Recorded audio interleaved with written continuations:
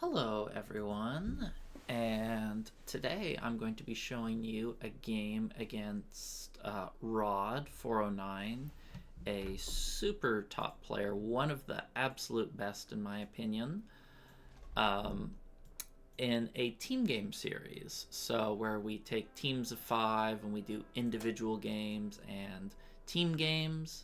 I'm not going to be recording the 2 versus 3 team games because, I'm only recording 1 out of 5 turns, so it'll probably make for a choppy viewer experience. But this is our solo game in the wild card where we flip a coin to see who gets allies and who gets Axis. And I got Axis, so let's go ahead and jump into the game. Alright, so let's look at his purchase. 2 tanks for infantry, standard, hit West Russia, average, hit Ukraine, failed Ukraine. So that is a superb start for us whenever they fail Ukraine. Unfortunately, we didn't have any fighters surviving, but it should still give us a fantastic position to leverage the rest of the game. So what I was thinking is the start is good, but it's not so good that I think I can rush Moscow down. But I think I can at least camp West Russia most likely, or possibly even Caucasus. So what I'm going to do is I'm going to do a hybrid tank rush. I'm only buying 5 tanks instead of 6. And I'm buying a little bit of extra infantry and artillery because I plan to just use the battleship and transport as normal. I'm just trying to get a little bit of an income lead here and bully Russia, to make them poor, not necessarily going for a kill. So let's go ahead and lock that in.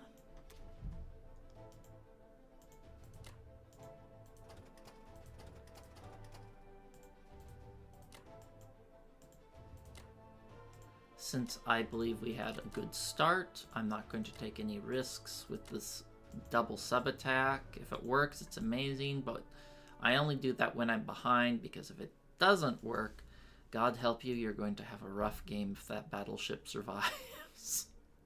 Or even the transport survives.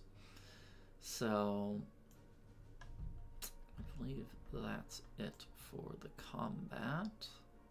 Sometimes I'm tempted to just ferry over extra units into Ukraine, but I'm never sure if that's the right idea. I would like to force them to spend some UK planes to take out my battleship and transport, rather than giving them a mostly free transport.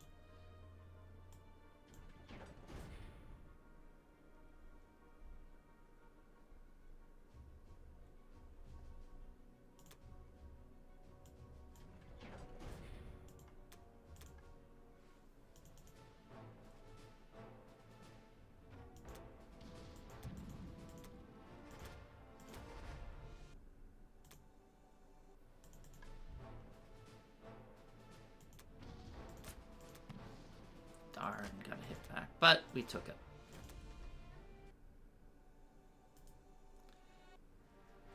It's such a big help if you have 2 subs or more, because it really... Well, that's not how you want things to start.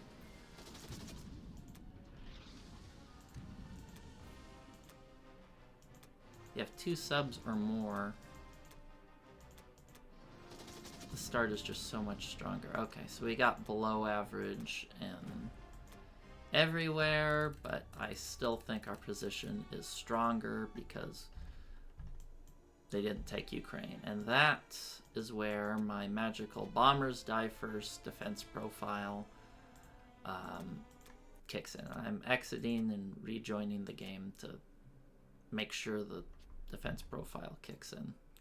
So shame, I did bad in C-Zone 7, slightly below average in Transjordan, though it's pretty normal to lose a unit there. So let's squash everything we got here. to stack Ukraine, deny Russia that income, and hopefully pressure West Russia or Caucasus out of them to build an early income lead.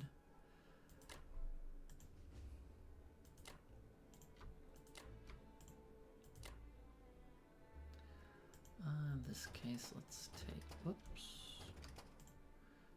I'm going to take these guys out. Is there even a purpose in taking it from there?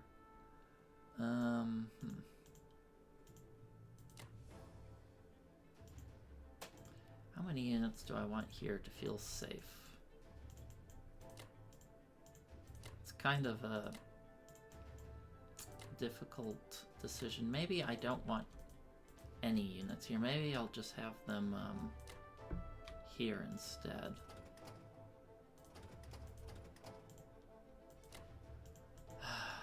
No, I don't like that. The reason I don't like that is I don't want to allow him to take the free Sea Zone 13 with his transport, with the US transport. I want to attack that. It's a huge value gain. I guess I don't really have to pick up infantry. So now, what are the odds that he hits Northwestern Europe? There are reasonable odds that he does that. It's an IPC negative attack for him to hit it.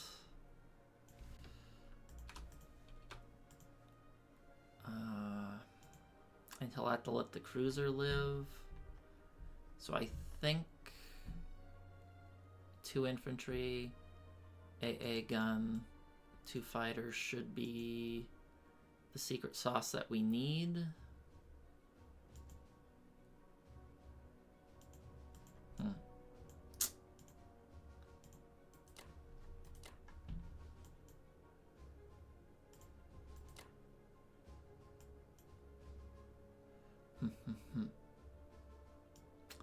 A little difficult to calculate these situations.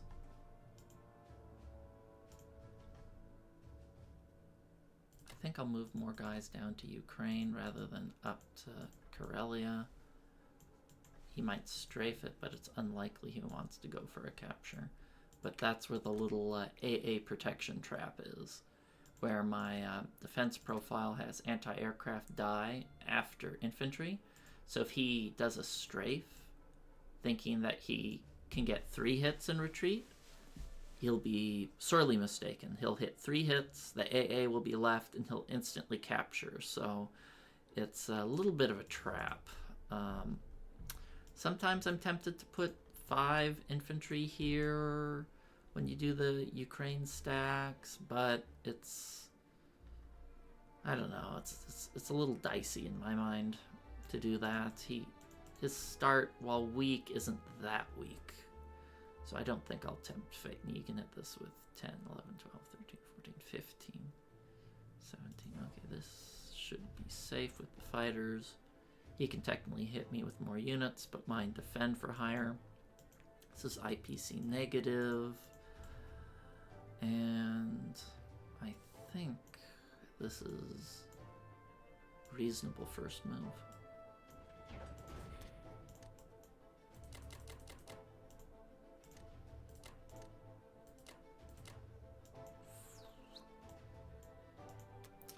Alright, see you guys next time for Japan 1.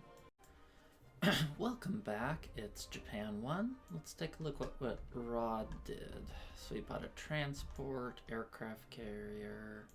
Makes sense against tank rushers. You usually want to get those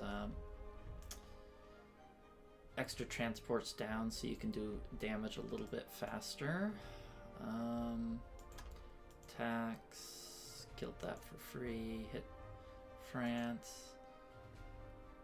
Lost the cruiser, that's nice in Sea Zone 7 that we got that. Interesting that he sent his destroyer down here to protect Sea Zone 13, probably from me, to discourage me from hitting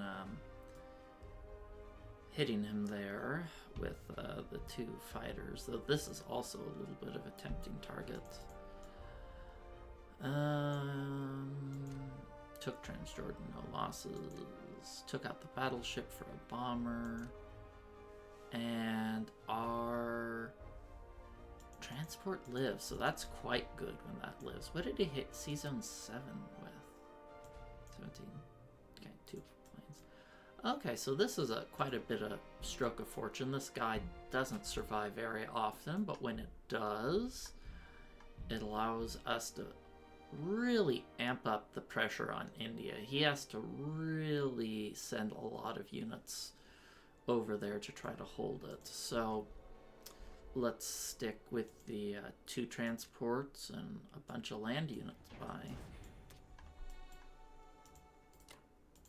And of course I would like to take out that transport. Alright.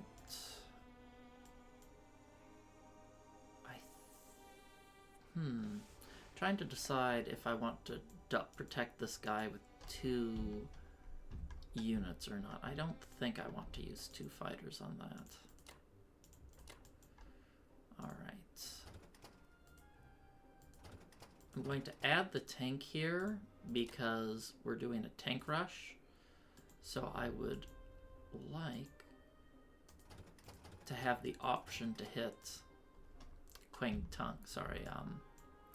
Kazakh if he doesn't properly defend it.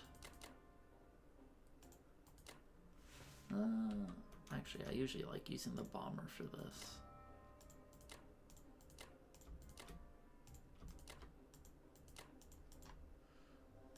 Alright. As per usual, skipping Pearl Harbor. Not a huge fan of that attack. Trying to decide if I want that extra fight. I think maybe I'll just protect this with a battleship because I'd like to have the maximum number of fighters here to hit Kazakh. And if I load this up, it can only go 1, 2, 3, and I can only stack Caucasus but not West Russia. Alright, is that everything I want? Since I don't have to clear up C-Zone 61, I can leave the battleship in C-Zone 60.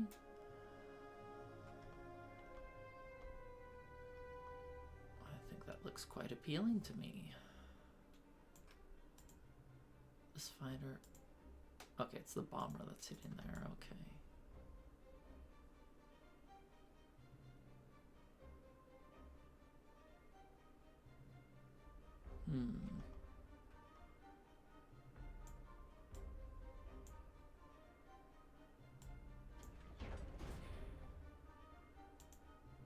Let's do it.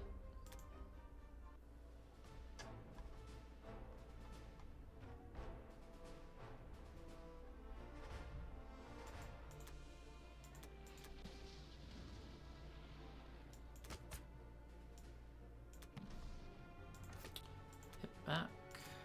All right. This is the next most important battle because if I only have 1 here, they usually hit this. Okay, good.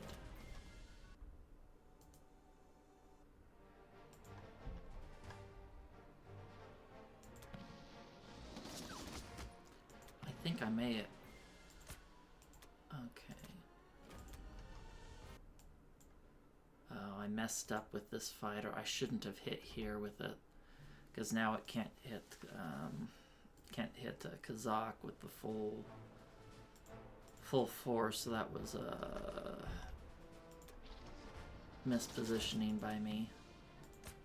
Darn, you gotta hit another hit back. Okay, so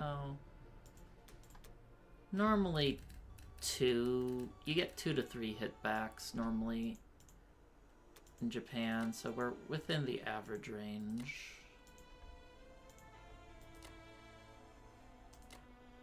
So I made a little mistake here sending a fighter to Burma when I should have sent it to Yunnan, so that was a mistake. Hopefully not an impactful one.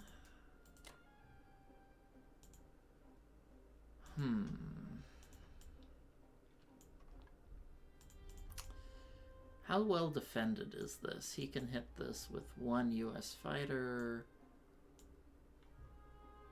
And next year you could go 1, 2, 3. No, only the US fighter. So this should be safe here with just a cruiser and an aircraft carrier.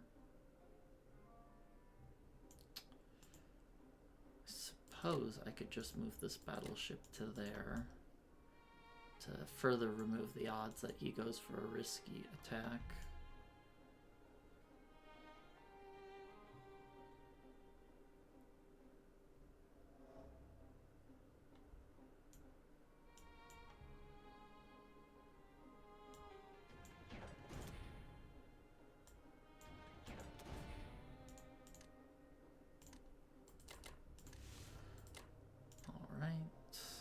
Still a little frustrated that I messed that up with that fighter there. Check my defense profile. Make sure carriers go after fighters because I mean, there's no chance he's going to hit this, but, you know, still best to have your defense profiles in the right orientation. All right, that should be it, and I think we got a strong position overall. All right, see you guys next time for Germany 2. Welcome back, it's Germany 2. Let's take a look what Rod has done. So he bought 2 transports, 4 infantry. So he is skipping a destroyer buy, which makes his navy a little bit weak. Combat, looks like he took the freebie in Morocco. He's going full 3 fighters over here to help defend India. Let's see, for Russia, 2 artilleries, 6 infantry. Failed Belorussia, that's nice. Failed Buryatia, that's nice. So, looking at the position, I have a couple of options. I can continue to stack Ukraine, and keep trying to trade Caucasus, or I could shift everything up to Karelia. And, while either option works, I feel that I'm in a strong enough position to where I can just go up to Karelia. Hey, I held Ukraine, denied Russia some income, I get 4 IPCs in Caucasus. I'm a little behind in some ways because of the tanks, but you know, I'm getting some income compensation from him. I'm able to, I think I can just take Egypt because I have a really big threat of India 3 since these Russian tanks can't blitz down. I think I should be able to take Egypt and have him not contest. So I think I'm leaning towards just stacking Karelia and taking the long game because I like my position. The other option I have is I was also looking at this fleet here, and it's kind of a 50-50 battle, maybe like 45% chance to you know, kill these 2 and have my planes survive, but he's so light on Navy that I really want to test his you know, test his defenses and not let him be this cheap and skimpy with his naval defense. And it's an IPC positive fight by about 8, even though likely I won't kill it, kill what he has, but you know, the upside on getting lucky is really big, and the downside on being unlucky is 2 fighters. And I think that's a worthwhile risk to take. So for my my purchase, I'm gonna buy 9 infantry artillery and a bomber for a little bit more oomph.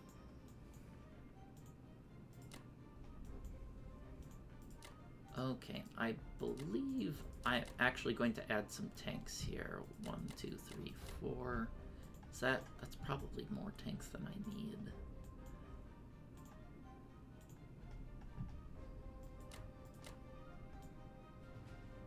I'm also a little tempted to just hit this with my fighters to make my India 3 timing really strong, but I don't feel comfortable doing that.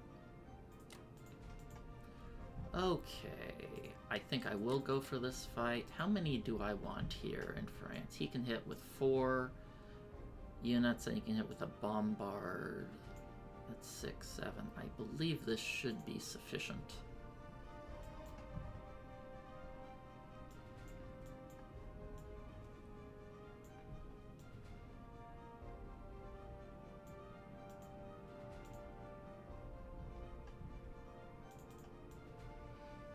Okay, let's see how this goes.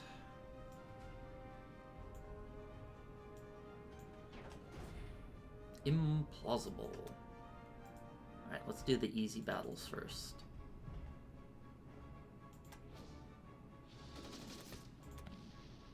Glad I sent 2. Trade Russia, force Russia to trade with us. Alright.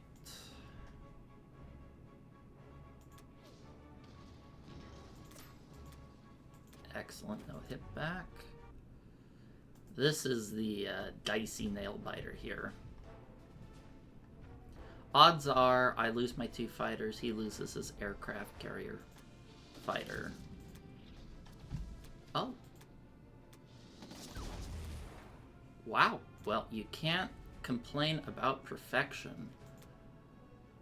You can't complain about perfection, huh?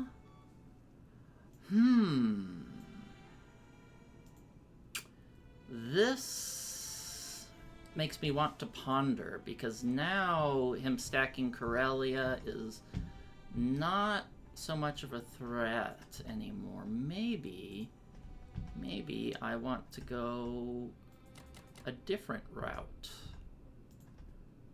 Let's say pull this guy back, pull him forward.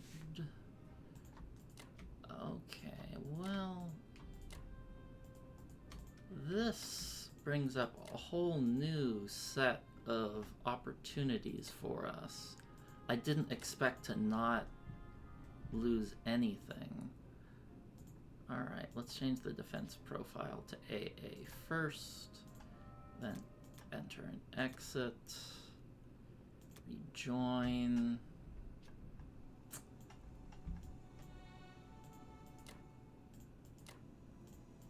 Put these guys here. I didn't expect to get that lucky. That is quite nice.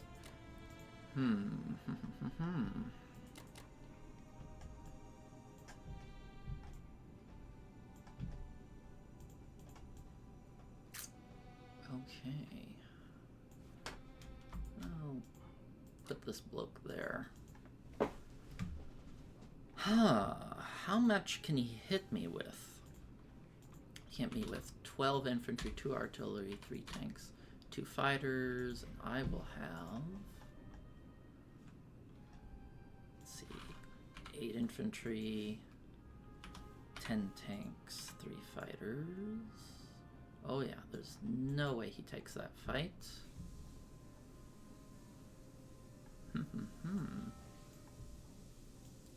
Should I leave that AA gun there? Maybe I will leave that AA gun and go back to AA protection. Thinking, because I don't want him to strafe that, because I think there's a high chance that he would just hit that with his planes, because Karelia is a production facility, whereas if I have 3 and an AA, it's kind of a blurry line on whether he should hit that or not. Okay, so we got this. Wow, that was superb for us. I wonder if I can I hold that without the fighters? Maybe I could add Japanese fighters, because I would much prefer the fighters here to contest a potential fleet drop by him. That would look a lot more attractive to me. And maybe I'll leave one fighter here in case he wants to be a little greedy and go down for C-Zone 15, which I don't think he would.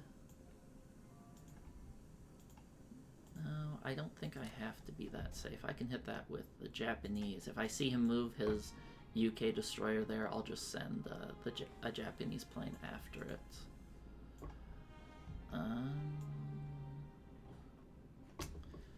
Well, I guess, you know, I changed my mind. I'll still have one here because if he wants to drop a fleet, I can't stop him. He has 2 destroyers, cruiser, and he could drop an aircraft carrier and a fighter. So I can't really stop or prevent a fleet drop, so might as well. Would he want to suicide his thing down there for Italy? That doesn't make a lot of sense to me. Let's see, with his purchase. Well, I'll defend against it in any case. Let's see, how far can these guys go? No, this is as far as they go. This will also deter him from deciding to hit Norway, because I just take it right back.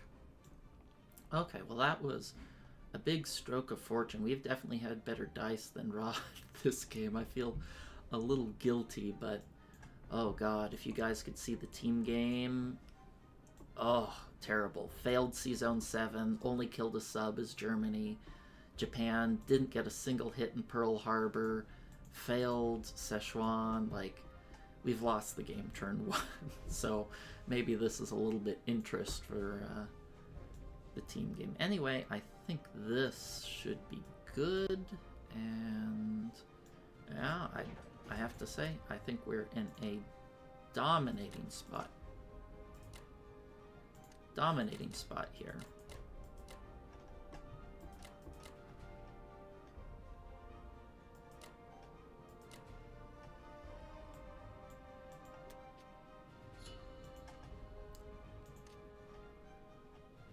Yeah, that's a huge lead at this point in the game.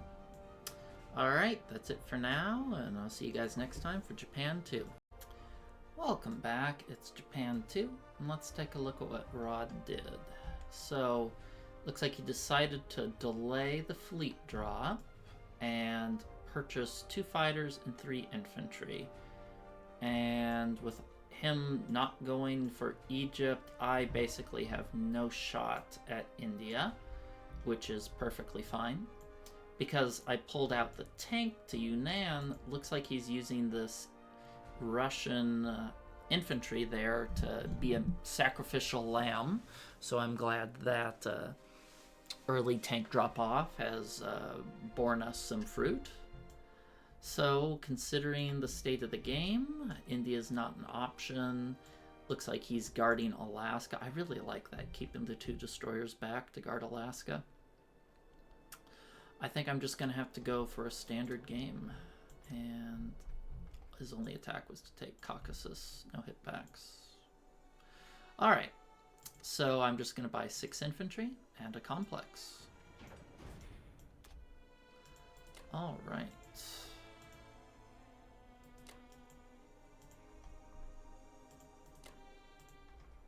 Well, this little fighter doesn't really have a lot of range, as they say.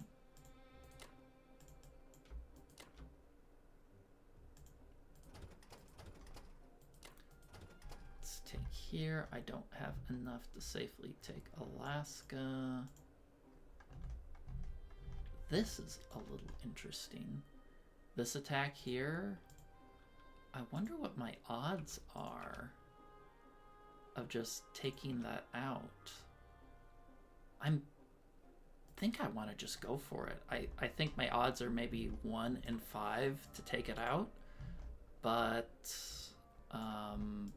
you know, the upside is really juicy. Let me see, I don't really want to hit with the bomber though, because he has no destroyer here. Let's hit with the tank as well. His fighter can't really reach anything.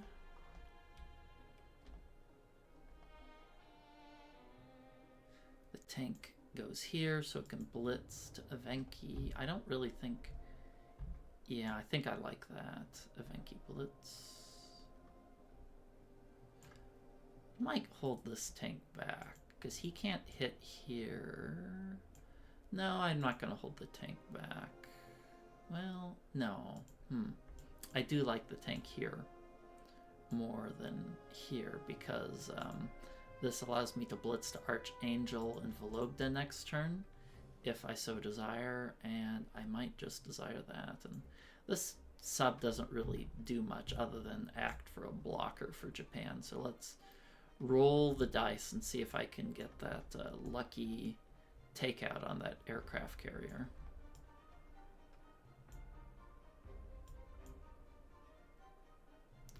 Alright, I think this is sufficient.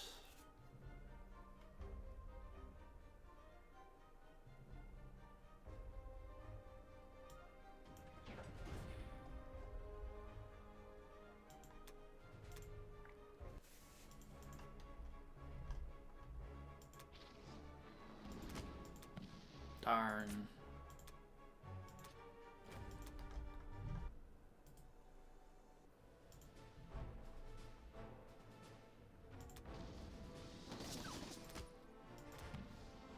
Damn, 100% hitbacks. It's not boding well if you look at the hitback trend for this fight. Maybe I'm just saving up my luck. Is that how luck works?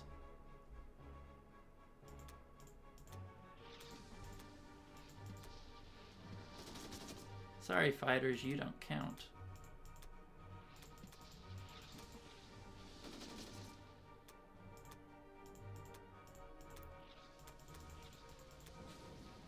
Well, stinks. Didn't get the good luck. In fact, I guess we got the bad luck. Well, the calculator says there's a 46% chance of that result, so I'll suck it up. All right. These guys should all be in the clear. Let's take... Did I mess up my buy? No. Let's put the artillery here. I have enough artillery there at the moment. Let's pick up these guys. And I'm... The reason I'm placing them here, you might wonder, you might be thinking, well, isn't Yunnan better? It is better. But when I'm in C-Zone 36 here, this is the only spot I can pick up from to get a full logistical load. And I'm absolutely going to be dropping there. What?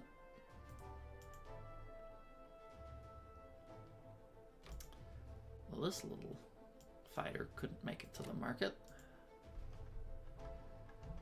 Where should I put this? Is it safe here in Manchuria?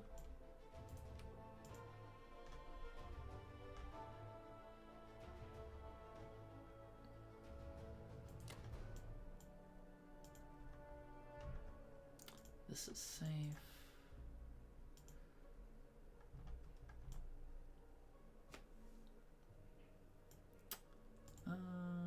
Let's see where I want to put things. I didn't purchase any fighters, so moving an aircraft carrier there doesn't mean much. Maybe I'll move the destroyer and battleship here. Is this C-Zone 61 safe? Where's the US bomber? It's here. It can't reach. This is 1, 3.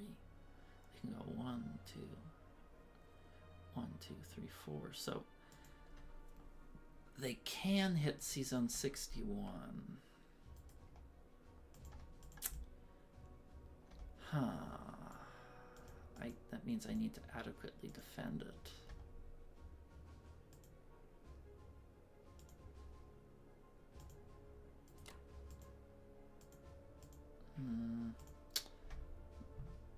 Looks like I'll just have to delay the Alaska plan. Rod's doing a fantastic job of defending Alaska here.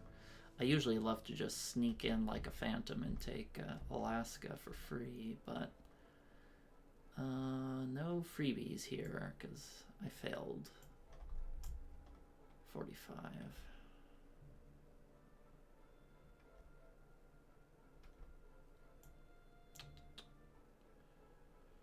Well, I could also keep a fighter back here to keep the battleship in range to protect Alaska. I kind of like that a little bit more than my current plan, because I'd like to hold back these destroyers as long as possible, because US and UK really have a pitiful navy, and I can really bully where he can drop off with his transports if I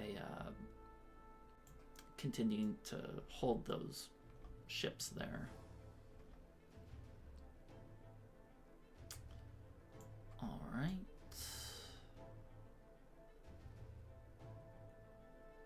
Have to double check everything's safe. Technically, he can hit this battleship with somewhat favorable odds with 2 fighters, but he'll even if he succeeds, his he'll have to land his aircraft carrier there, which will make it a poor trade for him. So I think we're good on this front. And I'll pull the trigger. Manchuria Complex, because it's the only place that produces 3. See, some people do Kwangtung, but that just, it feels just terrible to me. I mean, yes, it's technically closer to Russia, but, you know, if you're going to do a rush blitz attack, you should probably be buying fighters, not industrial complexes. Or at least that's my thinking process. Alright, so I think we're good here.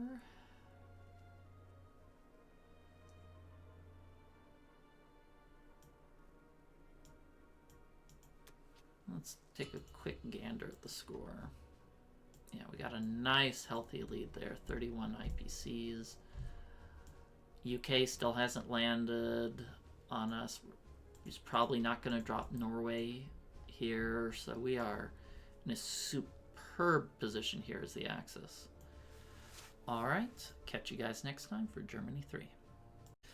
Okay, sorry about starting things mid-turn here. I don't know why, but since I installed Windows 11, sometimes it resets my recording preferences, so my sound and microphone were off the whole time I was recording. So I'm sitting here, I'm having to redo everything again. I just noticed now. I don't know why it's been doing this, but here we are. Can't turn back time.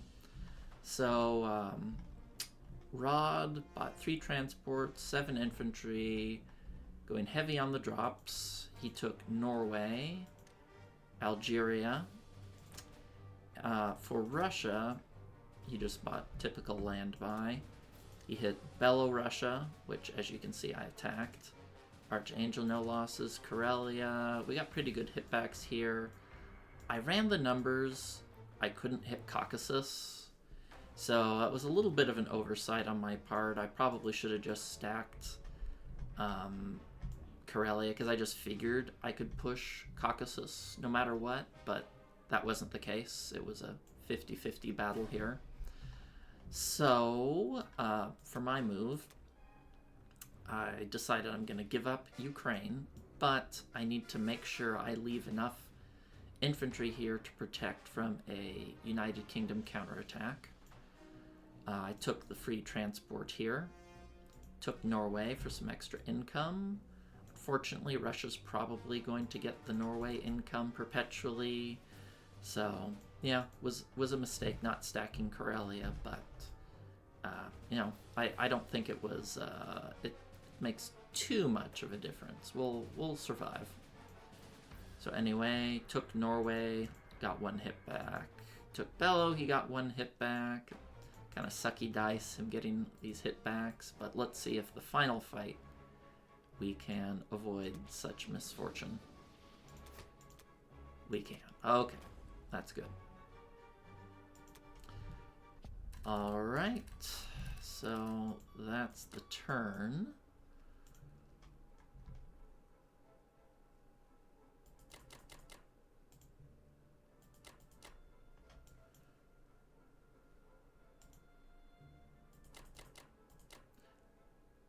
Let's see, how much...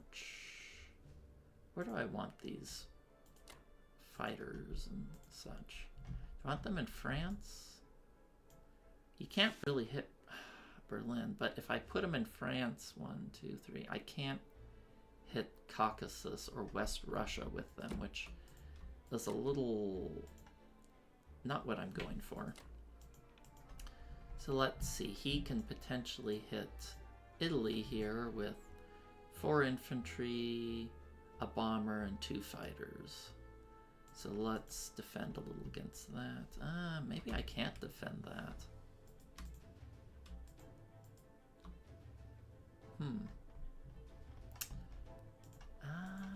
Maybe I don't want to defend Italy at all.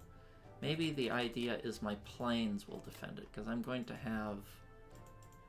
Oops. I'm going to have 6 fighters and a bomber, and he'll have, let's see here, at most 1, 2, 3, 4, 5, 6 units, and I can hit his destroyer here if he goes for it. But maybe I do want my guys in France to deter. No, he's not going to do a UK fleet drop yet. He doesn't have a transport in range, so trying to zone it out won't help me at all. Let's see, that should be safe. He's probably getting a little bit desperate. So I'm going to try to defend things a little bit more thoroughly than I probably need. He can hit there with 6, 8 units, and only the bomber. 1, 2, 3, 4, 5. Yeah, only the bomber. So that should be a pretty unattractive fight for him. But maybe I'll keep 1 tank there just to be on the safe side. I'll quickly run the numbers. I don't... Let's see, what does he have in here? Yeah, I should be very safe there. Let's see, what will I have? I'll have... Try with 8 infantry, 2 anti-aircraft.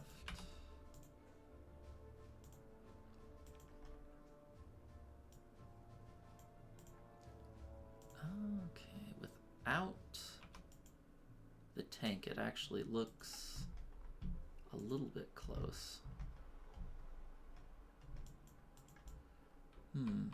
Trying to decide where to put these planes.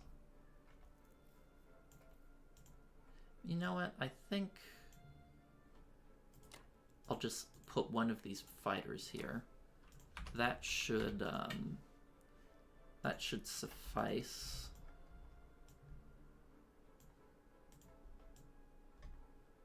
And I think it's alright to leave it there. That way I give the tank a little bit more mobility. Really want to have fewer than 3 infantry here, but it's what I need to do. He can't hit this. He can have 2, 4, 5 units, 6, 7 units. I have 9. He won't hit that. Yeah, he'll probably send the 2 tanks to Norway. That's what I would do if I were him. Okay, looking pretty good here. Oh, I love getting this Africa income as Germany. It's such a treat. Just want to double, triple check to make sure I'm safe in France. But he has all of his fighters positioned defensively, which is good for us.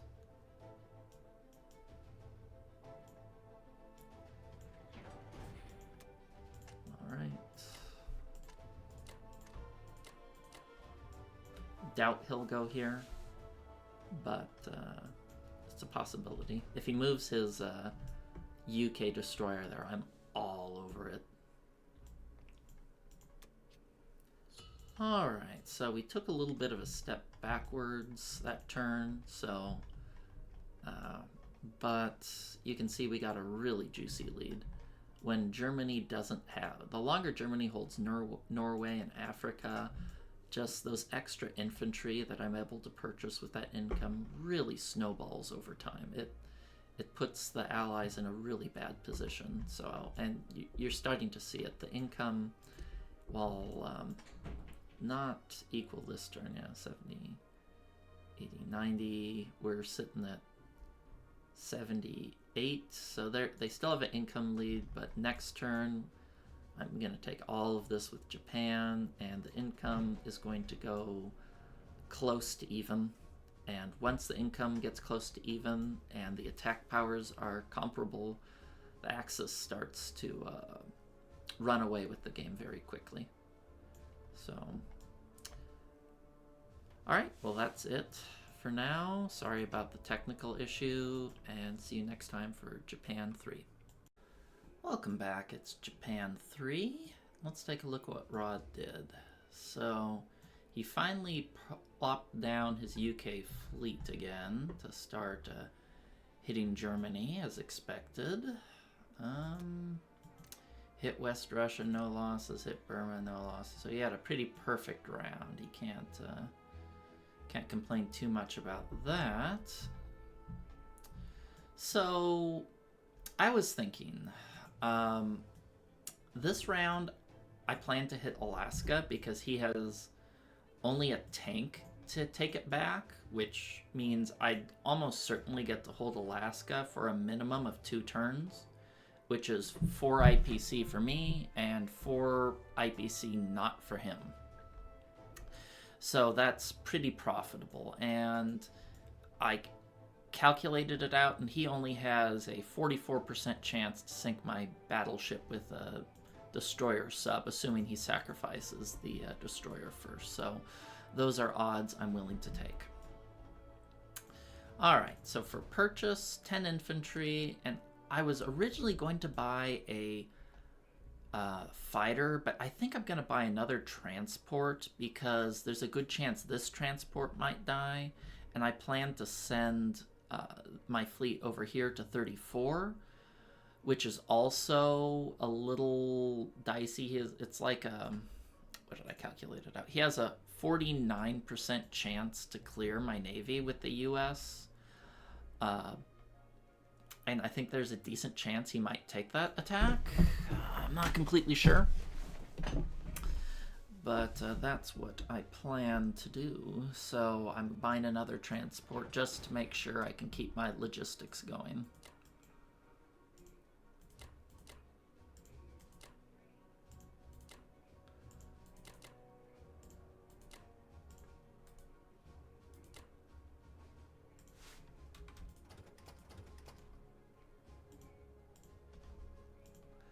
All right.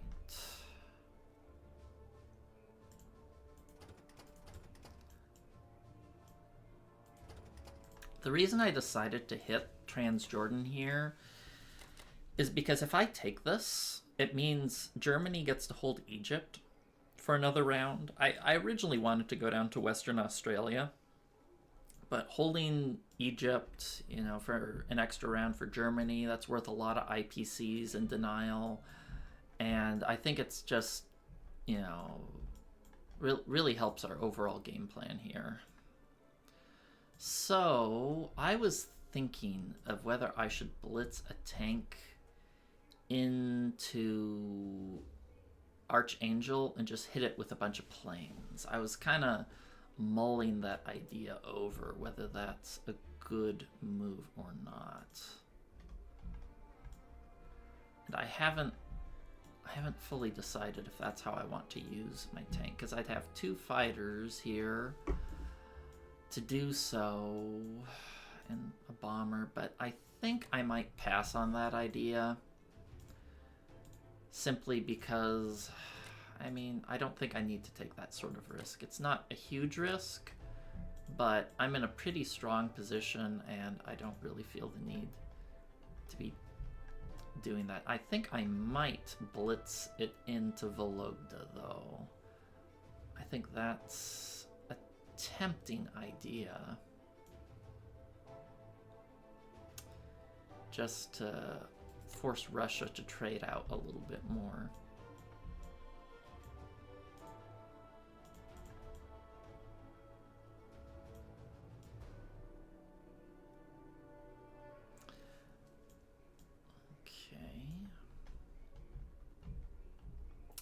Little light in units around here, huh?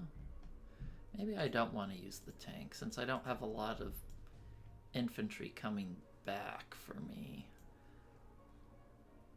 Yeah,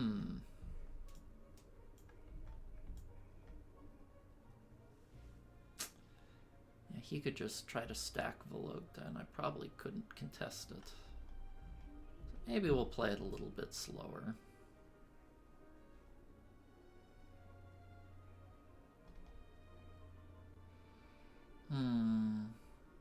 I really want to have a transport here in order to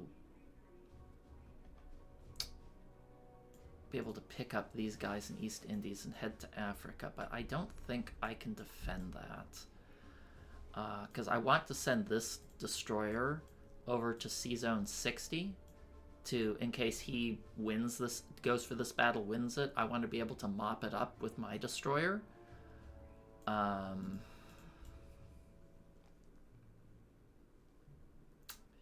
Yeah. All right, let's try to play our game a little on the tight side then.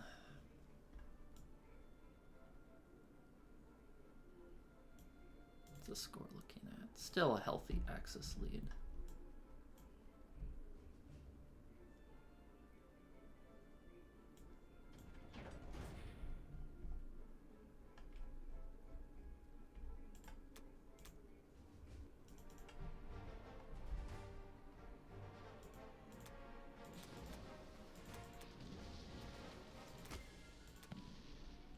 Nice, got it.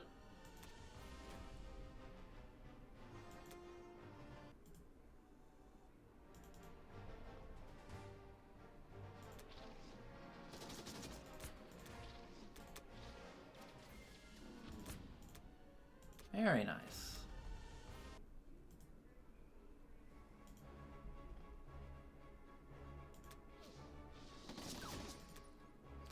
And as you guys might see here, this is one of the reasons I don't like artillery so much as Japan, is because I just have all these artillery with almost no infantry, and it's kind of awkward how to use them. Carrier last? I do not want carrier last. I want carrier first.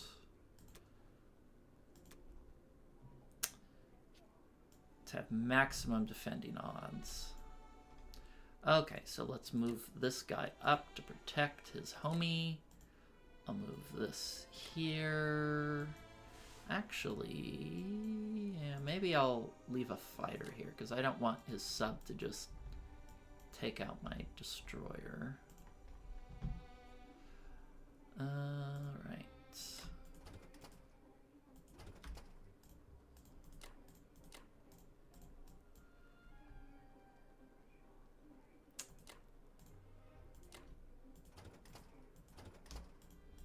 I guess I don't really need to put them there, though, do I?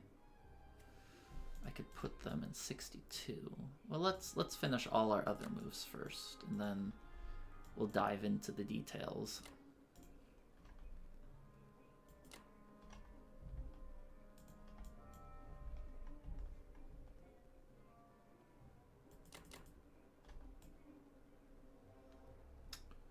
I would like to put more units here.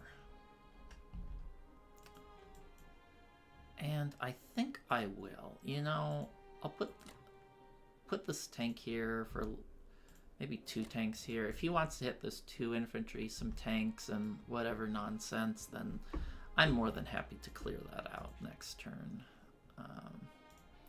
I don't mind that.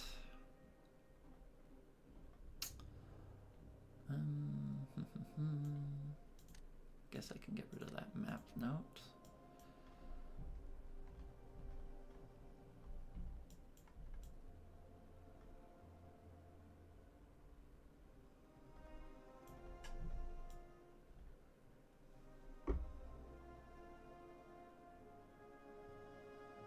this safe?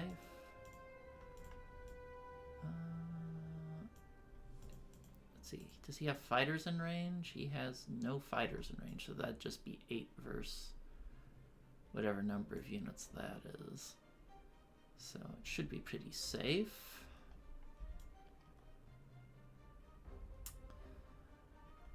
All right. This looks pretty good.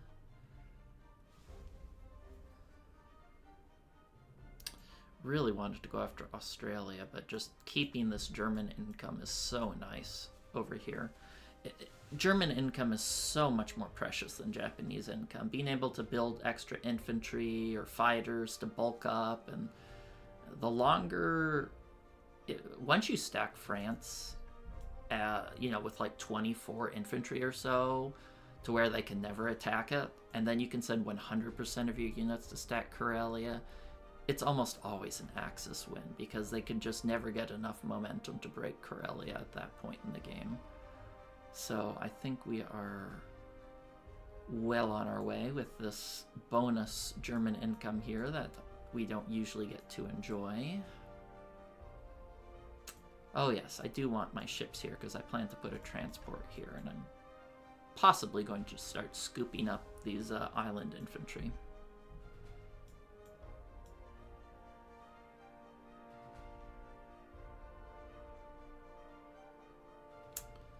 Alright, I think that about does it.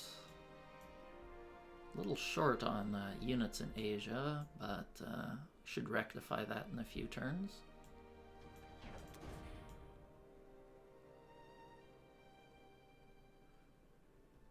I'd like to double check. Is there anything that can attack here? Season 61, is it safe? Yosko 1, 2, 3, 4, 5. Dead. Okay, he can't hit it. No UK bombers, right? None. Okay. Looks good. Sometimes I make more mistakes recording these videos than I do playing on my own, because I try, for the audience's benefit, to figure out all of my moves and ahead of time, and try not to like calculate things on the fly like I normally would when I'm playing. So it can lead to suboptimal moves sometimes.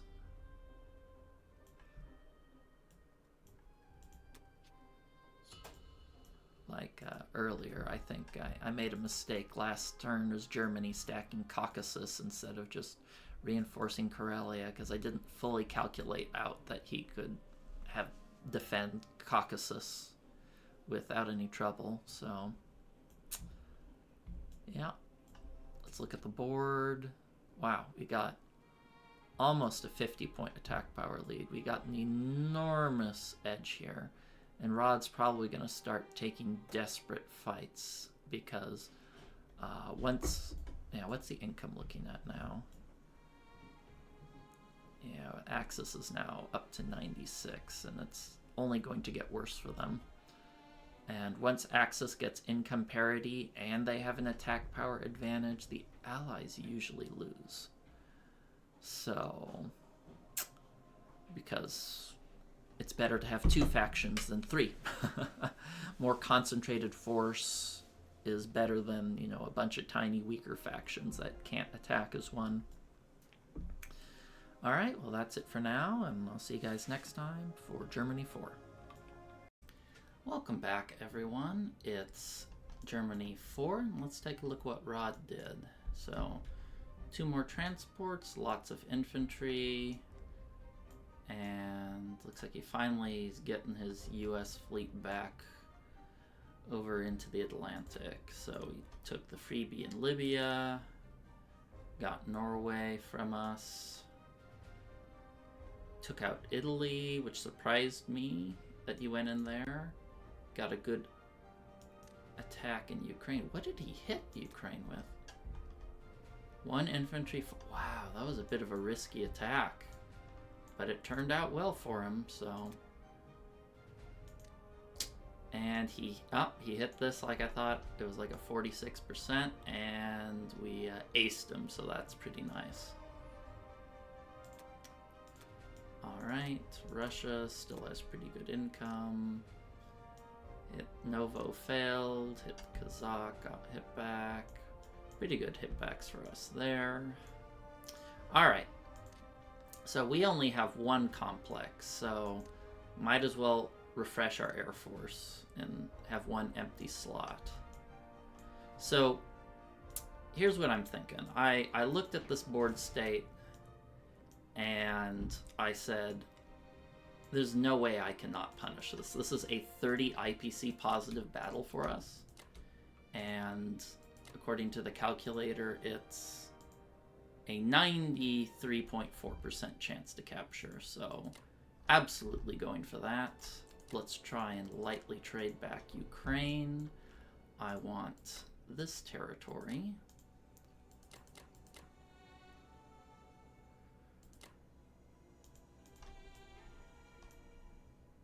Maybe I'll even add in a tank or two to make sure we get it in one round. Here, let's send an artillery, infantry, the tank goes here and here. And it's very important that I take this territory because I plan to use the Japanese fighters to go 1, 2, 3, 4. So I'm going to put this extra infantry here as well. And that's why I'm using the artillery over here to attack, because I think there's a reasonable chance he tries to hit this, so I'd rather lose an infantry than an artillery. Alright, I was also considering hitting this. I have a 74% chance to clear it, but 74.8 chance to clear it at an IPC positive, and I'll just win the game outright if it works, but I just don't want to take that chance. I think I'm in a good spot, and I'd rather not take risks when I don't need to take risks.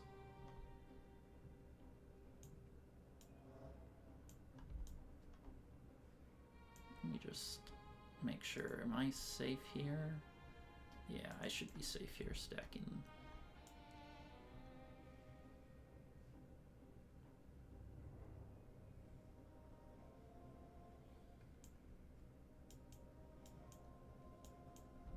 Seven versus 2, 7 versus 5 should be very favorable to me. But I've lost games before with unlucky naval attacks. But 30 IPCs is just too rich. I can't not do an attack that good.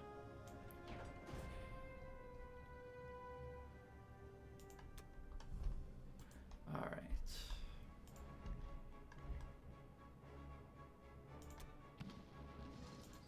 Good. Well, he hit back, but we got it. This is the nail biter.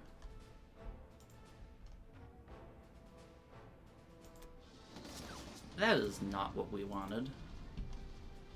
Jesus Christ.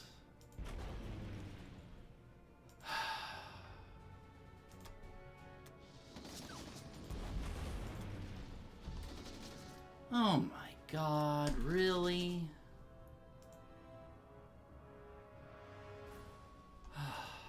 Actually, if he had his aircraft carrier to go after fighter, let me see what the odds should have been.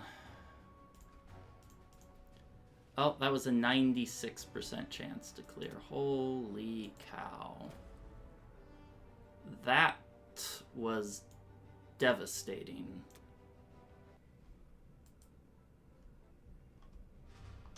Oh. That was a top 1% result for him. That is not good.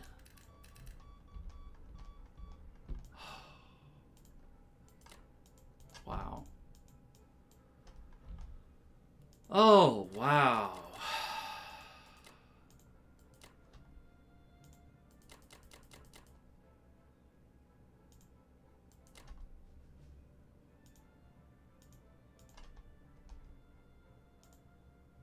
Wow.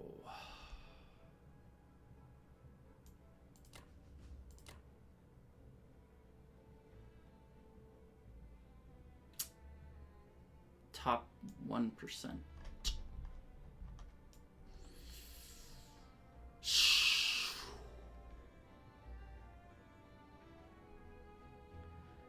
And the 96% chance to clear included the transports living, but no real units. Wow.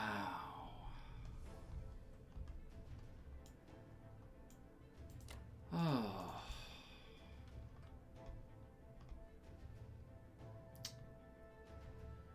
That was really, really bad.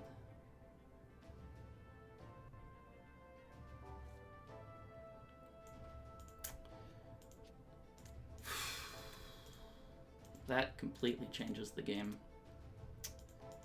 That was... Oh, suddenly France is under threat because he has 4, 5, 6, 7, 8, 9 units plus these guys, the bomber. Oh, wow, that was so, so bad.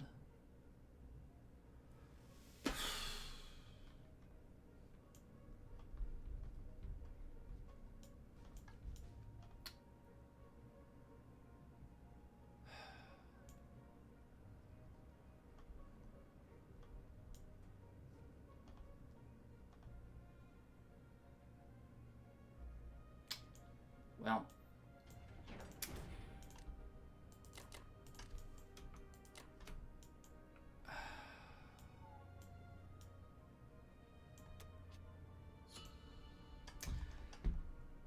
we'll move on. Yeesh.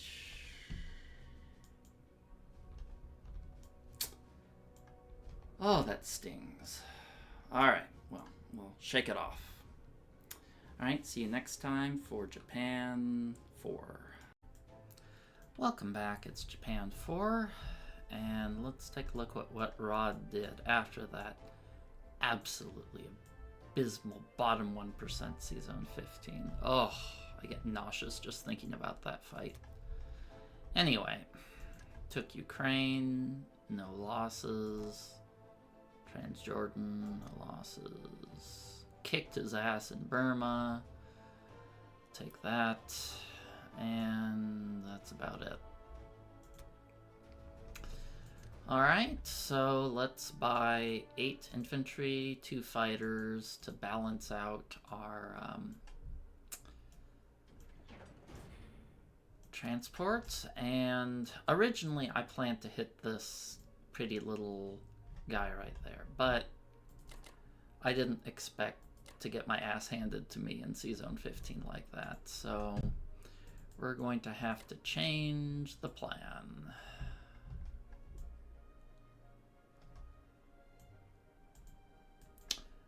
I think he can't take this with 1 infantry, so I don't want to abandon it, but at the same time, this gives me like a 50-50 capture chance on Hawaiian Islands, depending on if I'm lucky, which hasn't been the case this turn. So, yeah. Not a lot. We're kind of stretched a little thin as Japan. I made some sacrifices going here to give Germany some extra income. So this little transport here is gonna be a bit out of position.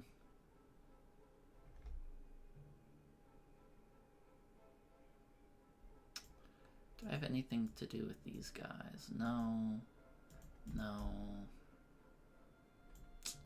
Him? No. Okay, it looks like this is about all we can do here.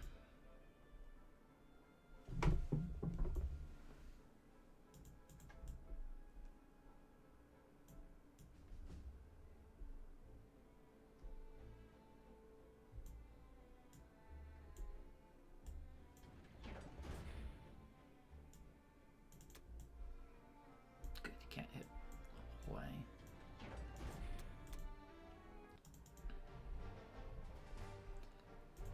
Come on, battleship. Yay, got it. Very nice. We need more of that. Now this I surely can't fail 2 in a row. It's a 93% clear. You gotta be kidding me.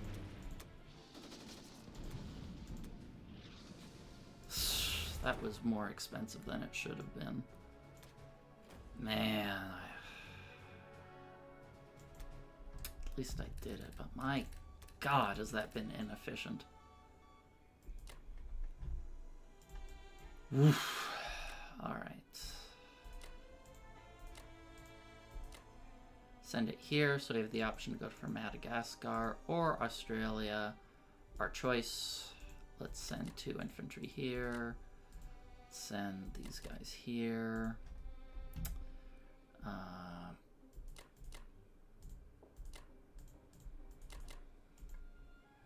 think I'll only send 1 back that way. The other can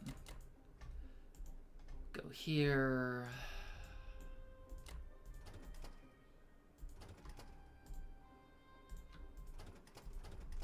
I guess I could have just taken 2 infantry from here and then transported another over there. I guess that would have been reasonable. Works out better this way, though. I'd rather have as few units here on the chopping block as possible. Okay, I have to reinforce this area because I don't want his sneaky submarine here to take me out.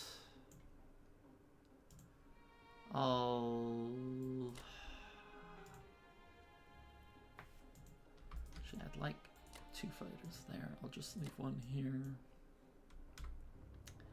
This guy can go defend. Kazakh. Oh, is Rod on? Okay, he doesn't usually get on this early. He usually makes his turn around midnight my time. Do I want to keep this here, is the question. Or do I want to pull it back and force him to send an infantry in there without air support? I'm not sure.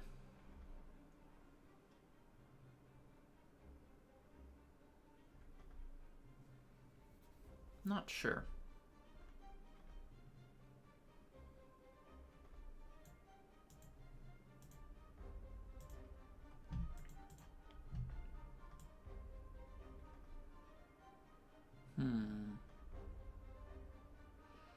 Very light over here. Very light in units. Don't like that. I mean, it'll be rectified in 2 or 3 turns, but it's the now that matters.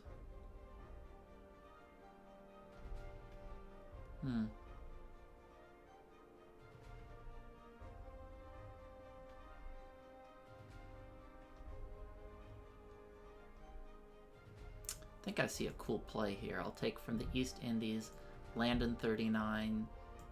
Oh, I guess I don't need this battleship since I have the cruiser here. Okay. Well, I can do that depending. I guess it's okay to leave this territory naked, isn't it? It feels wrong to leave it naked, but it's okay to leave an artillery there. If he wants to trade into that, that's okay. This will give me a little bit more strength to potentially take back Novo or some other territories. He doesn't want to trade for these. He won't even get the income because of the turn order. I think I'll just leave that.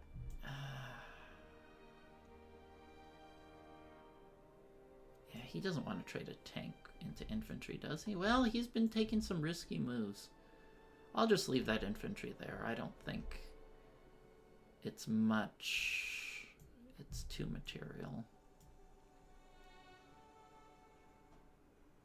Oh, I really wanted to kill this.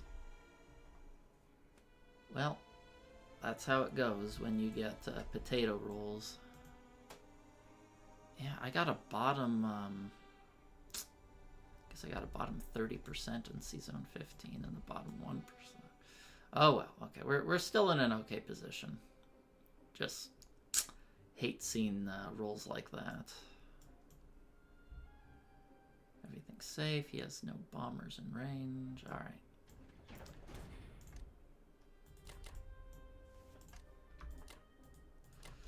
All right. Income's getting in a better spot. Still ahead. Just Germany's not happy after losing 7 planes. All right, well, that's it for now, and see you guys next time for Germany 5. Welcome back. It's Germany 3, and we have a lot of pondering to do after that disastrous 2-part, disaster on C-Zone 15 that took a game that, with average results, should have been a near sure win to, now we're struggling. So, yeah. First let's take a look what Rod did. So he bought a complex. He hit Belgian Congo, got decent hitbacks there. Got a hitback in Egypt. Nothing in Archangel. For Russia. Took 2 in Bello. 1 in Novo. Decent hitbacks for us, but does not make up for that bloodbath, that stinking C-Zone 15 siphoned, God, almost 100 IPCs off of me for getting half of that amount. So that was less than fun. So let's continue on. I'm just going to buy some land units, some artillery to make up for my lack of fighters, and 1 fighter because I need them to trade. So let's take out that guy there. I would like to reduce the Russian income here as much as possible. Let's try and trade out here.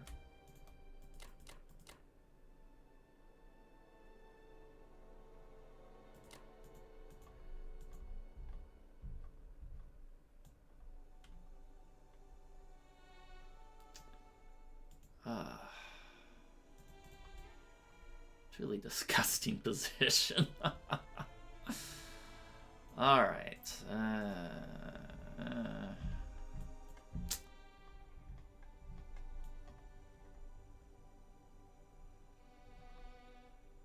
I really want to trade this battleship out, but I can't.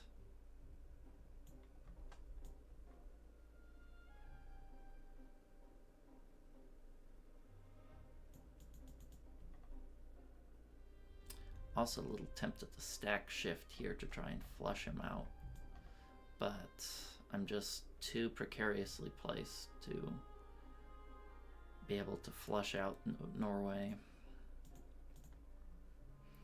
All right.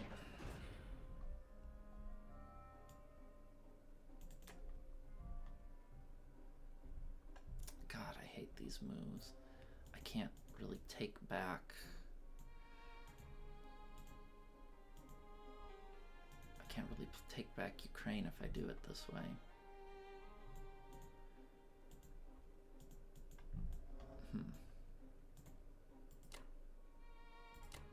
Will I be safe here?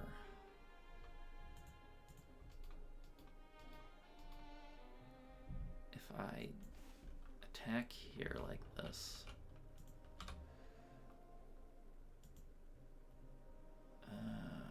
Not really. Can't afford. Can't really afford to do that.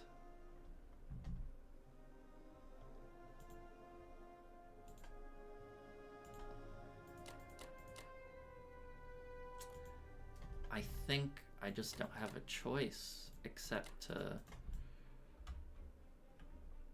well,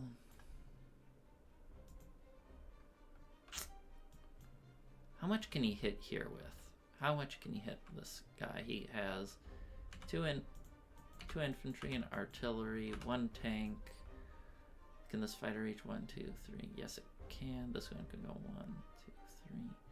I guess if I take this, it would only be 2 fighters.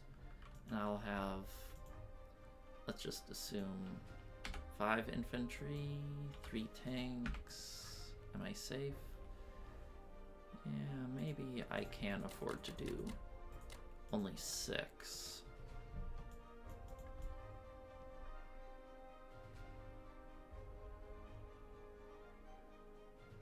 I think I can afford that. Assuming everything else goes well. Confound it.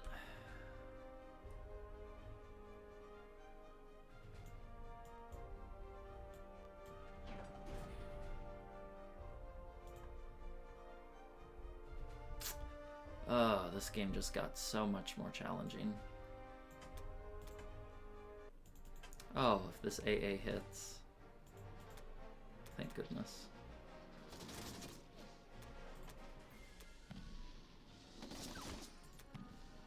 Alright, that's a result I can accept.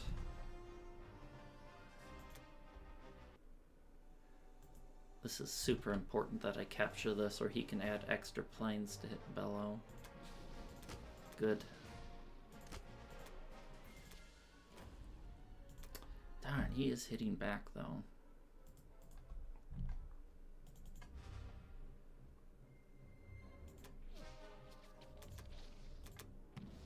Good. Great. Got the capture. Denied that Russian income. Let's see, how are we doing here?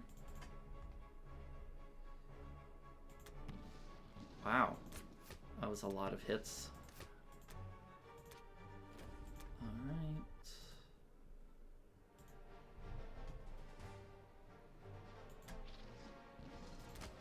Precision. You gonna roll? Well, not a bad turn. He still got 4 hitbacks with 7 infantry, so that stings a little bit.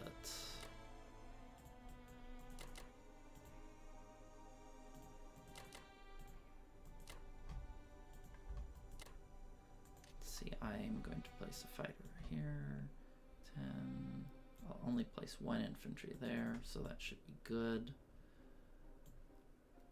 I think I can tweak my defense profile to be anti-aircraft dies first. I don't really see any super attractive bombards on his part. So I think I'm okay with having anti-aircraft die first. Exit to the main menu to reset. Let's see. Is Marco 1, 2, 3, 4? Yeah. Okay, let's move all of these guys to Italian East Africa, where I can play like a refugee for an extra turn.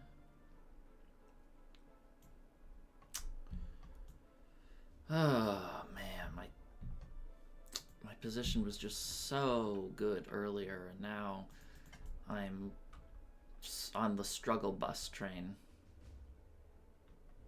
Not where I want to be. Yeah, Russia's doing a great job of pushing back. Japan is really kind of threadbare. And I burned 2 fighters here. I mean, I'm not in a bad position, but it's certainly not good. These are my map notes I used to help me remember how much I need to defend. Where?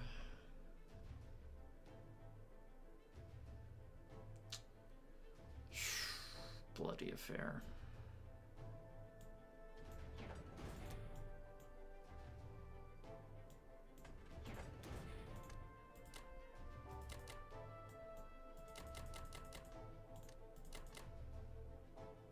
You know what, maybe I don't even need an infantry there. Maybe I'll just place a fighter.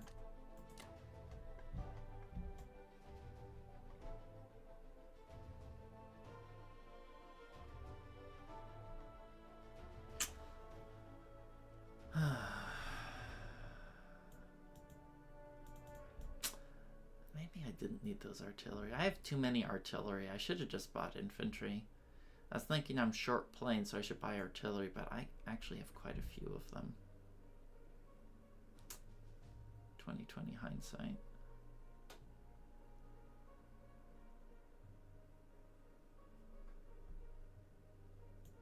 Well,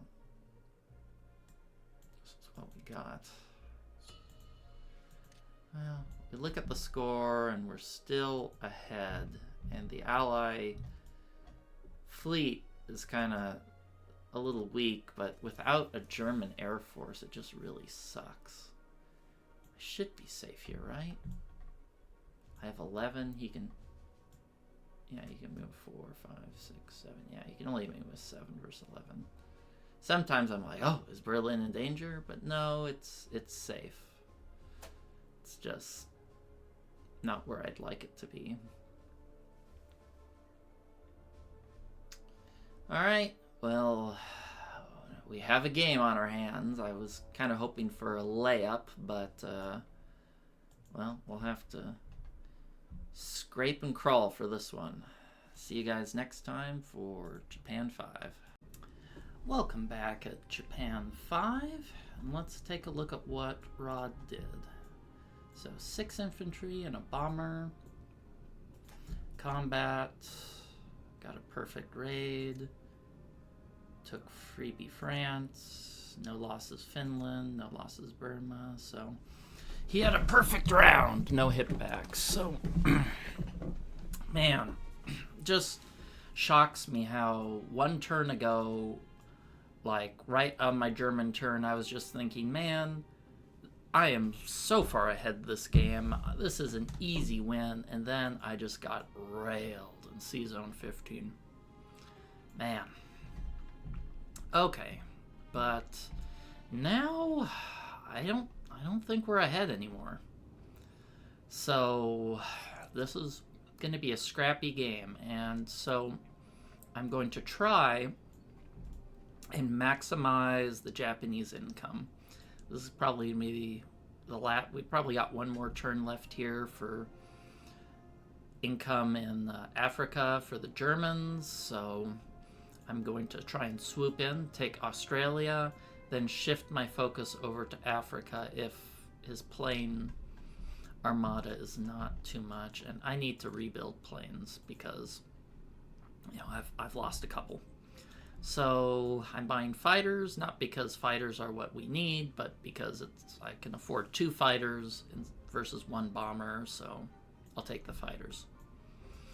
All right. And the usual 9 infantry for perfect logistical movement. 3 in Manchuria and 3 for our transports. So let's get cracking.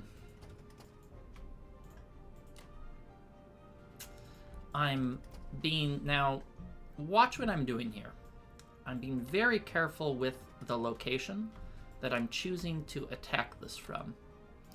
Now, some of you might say, oh, Blacktide, you should get C-Zone 38, you know, so you can go after French Madagascar. And to that I say, no.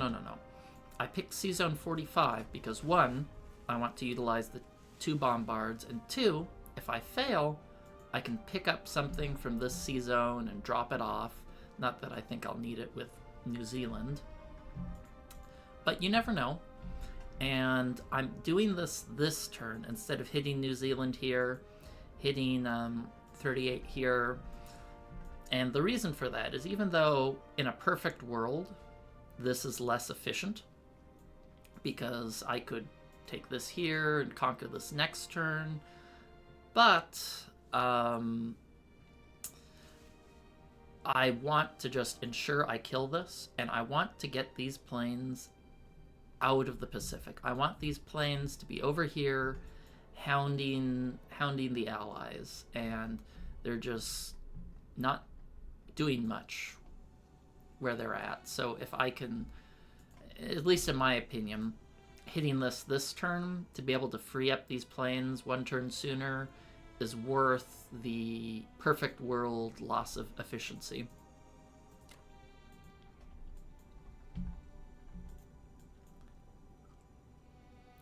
this is a little tight. I would like to add a little bit more here, but I just don't have it. This bomber's not really contributing anything. Not really in range of much either. I guess I can hit here.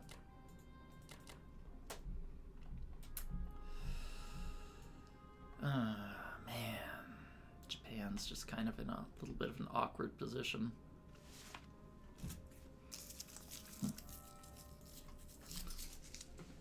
Very weak on the land. Okay, and of course I'm taking Kazakh. I believe that's all I can reasonably get done this turn. He's gonna get another go at the med, and I can't really stop him, and I hate that.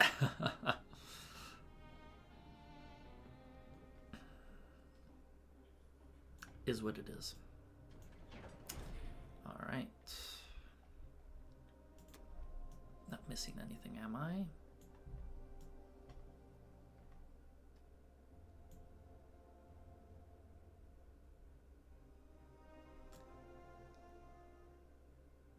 I also want to hit these guys, but again, I have planes here, here, and dead planes, which is heavily limiting the amount of aggression I have. And you might think it's minor, you know, say, oh, well, you could just take it next turn, Blacktide, but every single turn against a top player that you let them hold a territory, every 2 IPC territory, you know, that's like -2 for me, +2 for them, so that's 4 IPC swing each and every turn, and it adds up, especially early on. It adds up a lot. Like, you might have noticed that before my pathetic German naval raid, I was in a pretty swell position. Jesus, that was pathetic. Oh man, my dice have been horrible.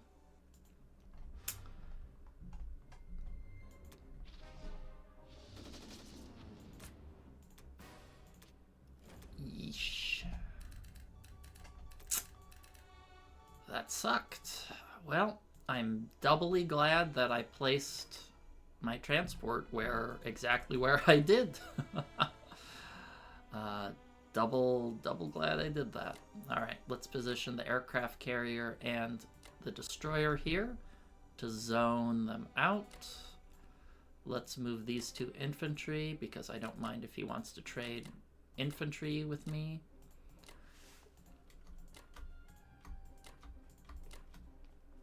Okay, I'm putting 1 set here to pressure Alaska. What do I do with this bomber? I guess I'll keep it here. Do I want to keep it there? There's a chance I might want to crunch on West Russia, so I don't absolutely want it here. If I put it here, can I go 1, 2, 3, 4, 5, 6, 8? I have some range there, but I don't. If he gives me a good hit on West Russia and I have to abandon it, or abandon Karelia, that is, I'd rather lose 2 tanks than a bomber. Where can this fighter land? Can land here.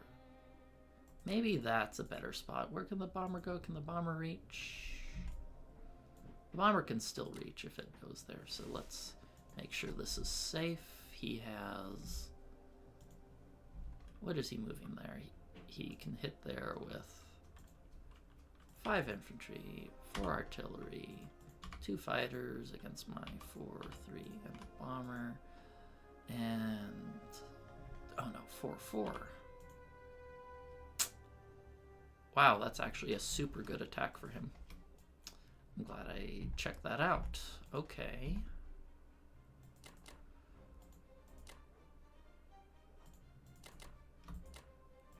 Pays to do your homework. Sometimes you think an attack, a defense is safe, but it is absolutely not. Okay, well, what if I add a fighter to there? Will that change what the calculator thinks? If I add 2 fighters, that makes it good. Okay, Maybe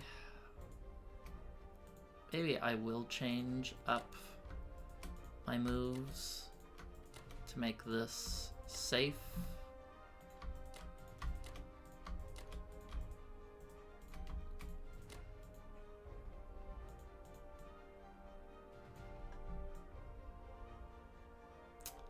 Now, there's also something to consider that he does a 2-1 attack. So if he does that for, say, 1 round, and then he decides to hit me with a tank, 3 fighters, and a bomber,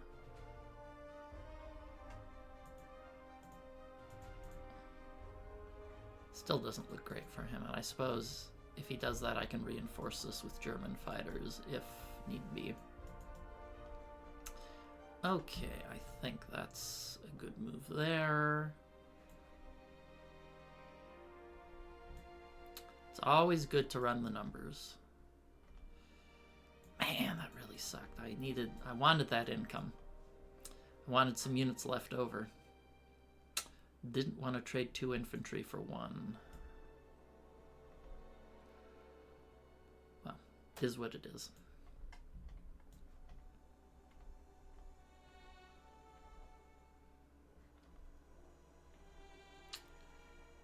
Okay.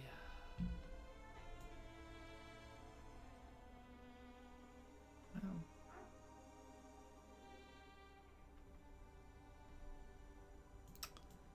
I think that's the best we can do. I'm a little sad I can't effectively threaten the Mediterranean, but let's change my German defense. Oh, it is set to AA first. Okay. All right. Well, we'll keep plodding on.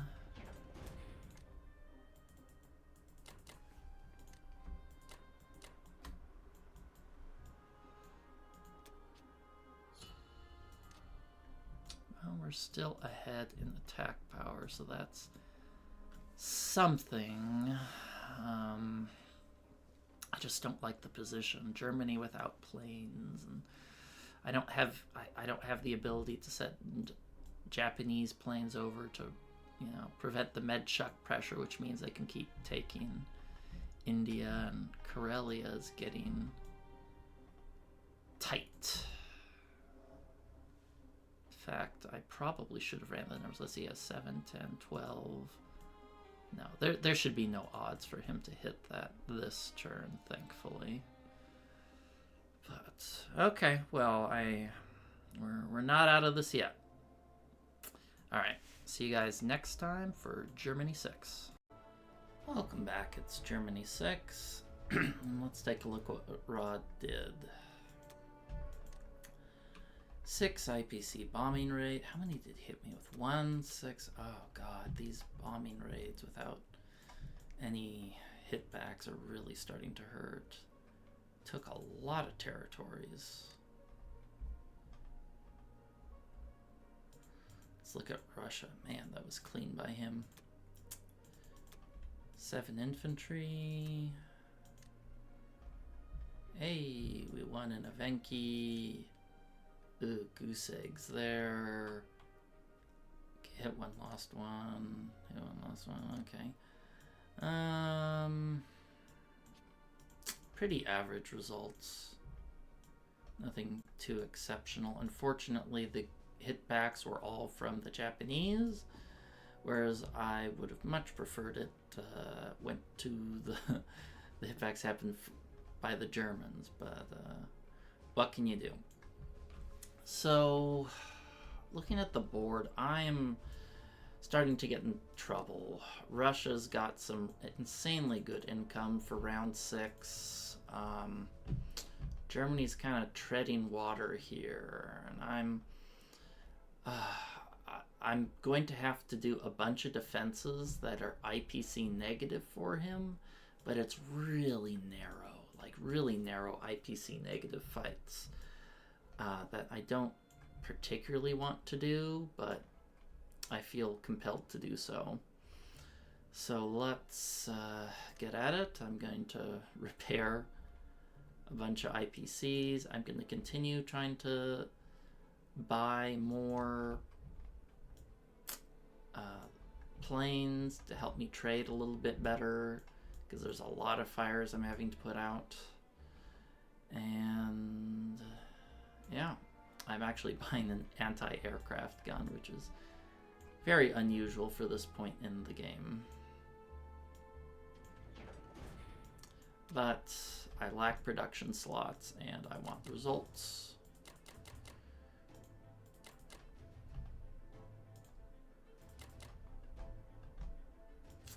So the first kind of narrow thing here is I'm trying to stack here so he can't take it next turn.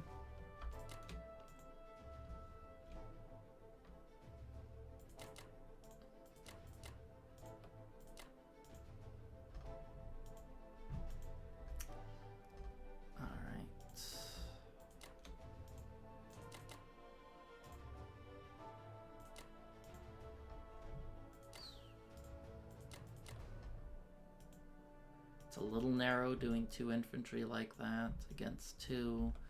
What are the odds of that capturing? I think it's like it's a 74%, which I think I need to take those odds, because I'd really like to stack Ukraine so we can't retake it. I'm giving Russia way too much money and it's starting to cost me.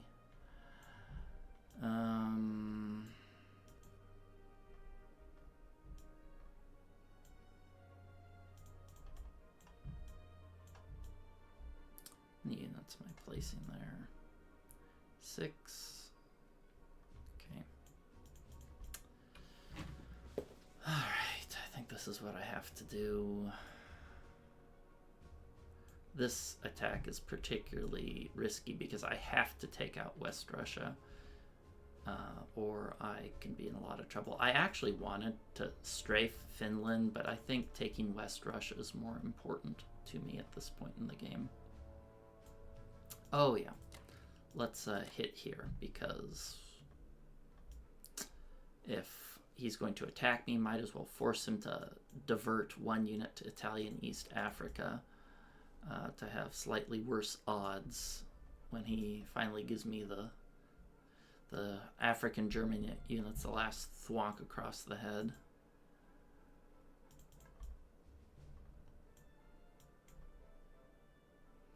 Oh, this is so narrow. I hate it.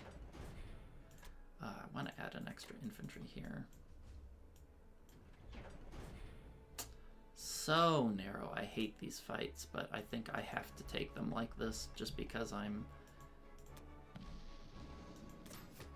in a... Oh, no. I calculated him getting 1 hit back there.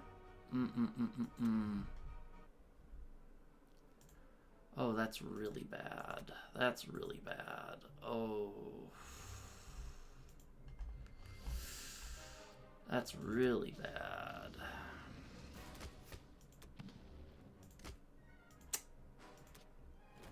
Those tanks might be forfeit, and I'm probably going to throw some Japanese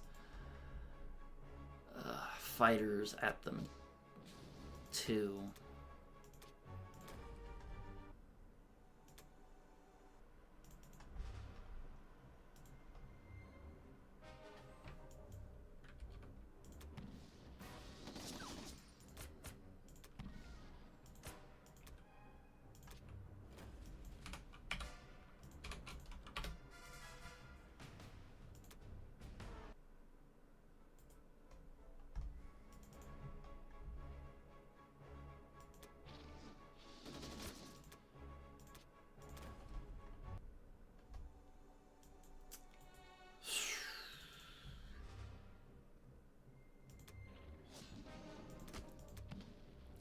Oof.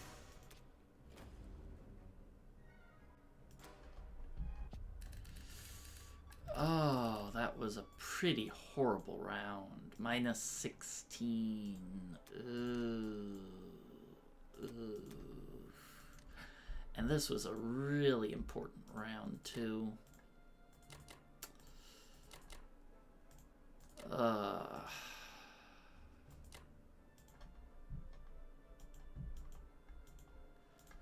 See, I'm going to change a second for this round. Yeah, things are starting to go pretty rotten for us.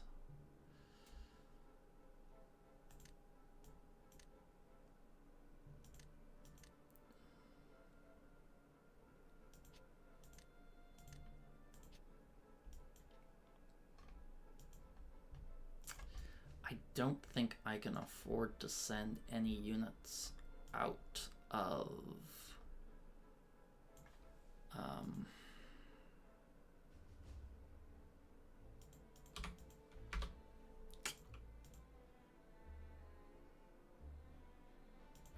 don't think I can afford to send any of them out of Germany. I think I need everything I can muster.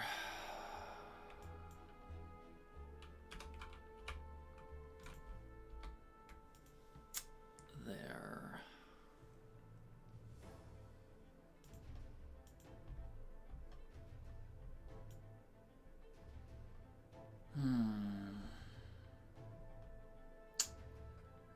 That was not a good round. Oh, that was a lot of hitbacks. Especially Ukraine. Ukraine was the most important one to not get hitbacks.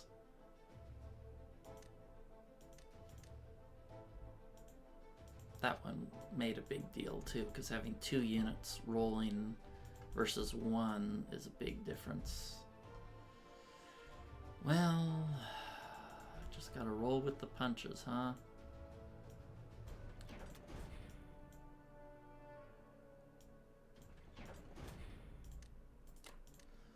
At the AA gun there.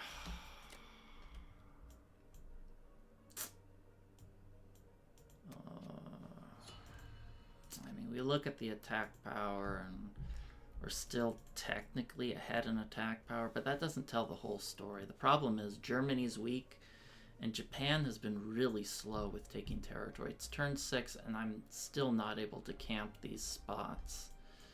I haven't taken the islands. I down a lot of planes. This is not the position I want to be in, but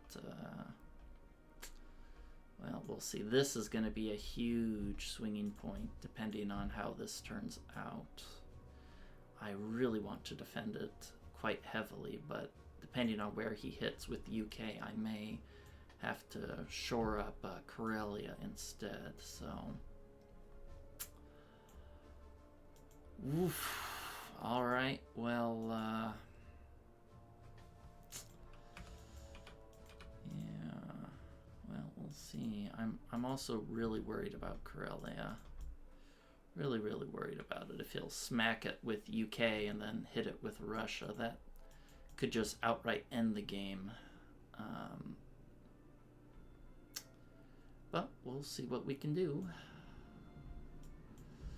Alright, we'll see you guys next time for Japan 6. Welcome back, it's Japan 6, and let's take a look what Rod did. So he bought a tank, artillery, 5 infantry, and a fighter.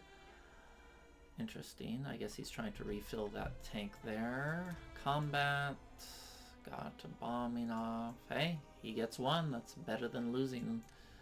France, he got a top 35% here. I think he was testing my defense profile. Might be trying to do an all-in on France here to chuck me down, but normally you only get 1 infantry here, but got a little bit unlucky. Hit West Russia, did another one of those air raids. Man, I haven't nailed... I've only been getting 1 hit back against his air raids. He's been getting himself back in the game with these. 1 hit back on the tank. No hitbacks Burma, so pretty successful round for him. Alright, so here's the plan for this turn. I'm going to have to use a tank here to block, to prevent these tanks from blitzing into Ukraine, since I got some bad rolls last turn, getting 2 hitbacks, and I'm going to buy a single bomber because I'd like a little bit more naval flexibility. And we're gonna keep trying to chip away at Russia and buy our poor German friends some time to do what they need to do. Okay, so let's start out with the easy stuff. I'm gonna take this guy here. I'm going to offload it here. We're going to use a cruiser and a battleship. We're going to take, where's the other transport? Him. He's going to move here to take that infantry because I'd rather take income now than later. Okay, let's 2 infantry there, 1 infantry there. I'm going to move. This is a little tempting to hit that with the Japanese, but it's not a good attack. And I'm not going to be using these guys because I have to use them to support Ukraine. All right. Move them there to join that attack. Should be pretty safe there.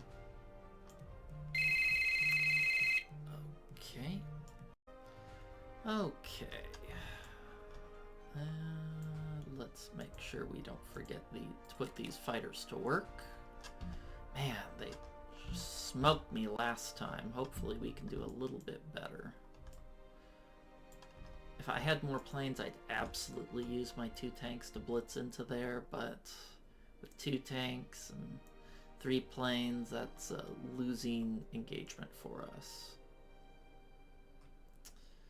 I was a little tempted to hit here. It's like a minus 3 IPC negative fight, and I was like, I'm feeling behind here. Should I take that? But I decided against it. I don't think I'm that desperate yet. I still think the game, depending on how his France attack works, is still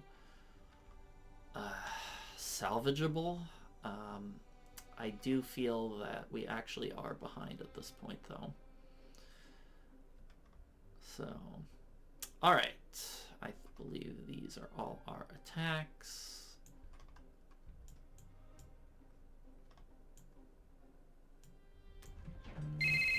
Oh, got a phone call. All right, let's start the fights.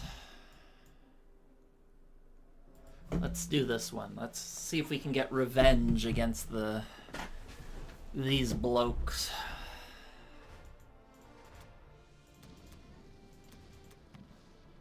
Well, they killed 3 infantry for 3. Got their money's worth out of them.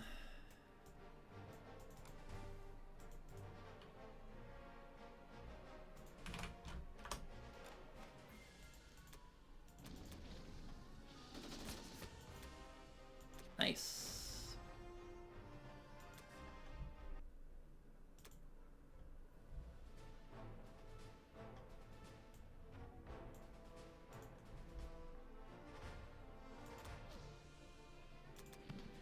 Oh no. Son of a bitch.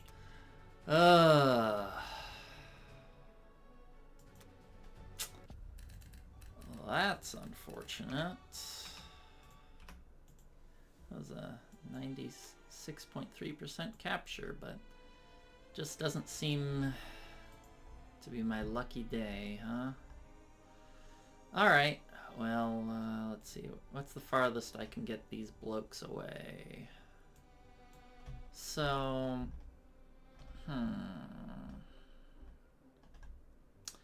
I could also move the aircraft carrier here to put pressure on Alaska, but he has 2 anti-aircraft. That's not a super attractive proposition to me. This is a little bit more attractive to me in terms of positioning. Then this guy will go here to unload. He will have a bit more pressure on Alaska since I'll be able to put some planes there, and I think I might place some. Where do I want these guys? I definitely want you in Berlin so he can stop these freebies there. Good, I remembered that. These guys go here. Can get rid of that map note. These guys can move forward. I can move these blokes here to have a little bit more pressure.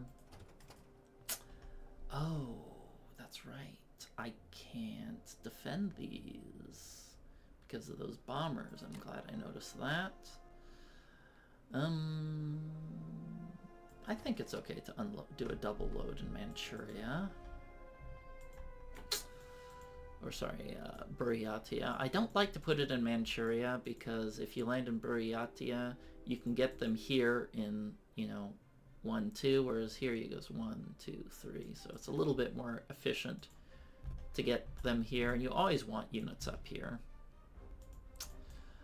And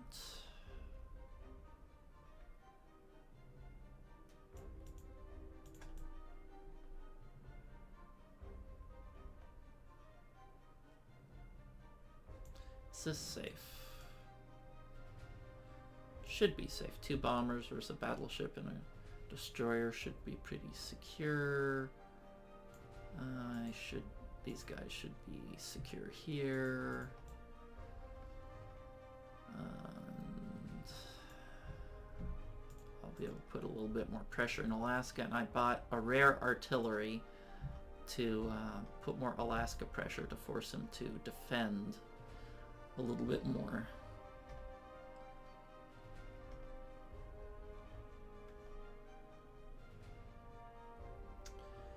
Okay, I think that's all she wrote.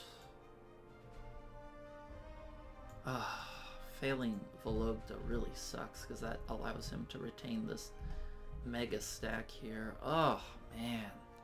I thought there's no way I lose this 2 turns ago, but I've just been kind of slipping a little bit out of a winning position here. All right. I want to make sure everything's safe.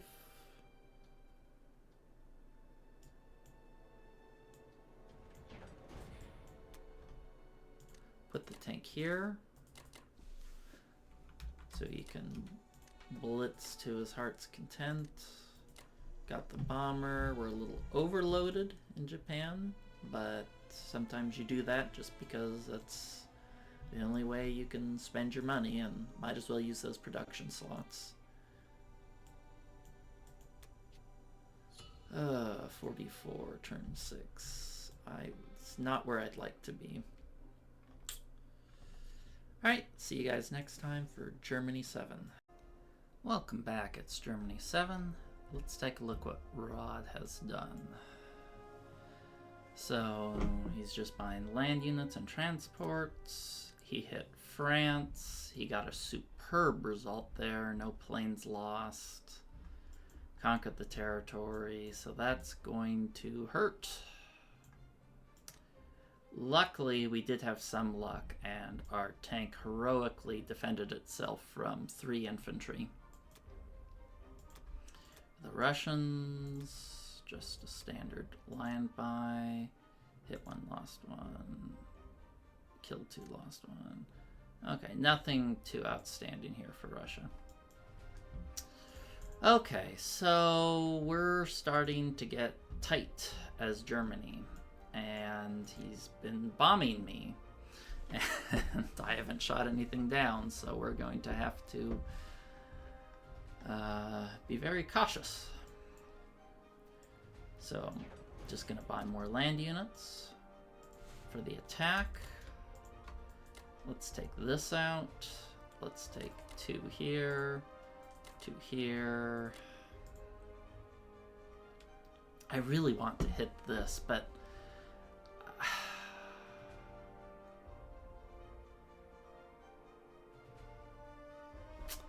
I don't know. It's just too tight right now.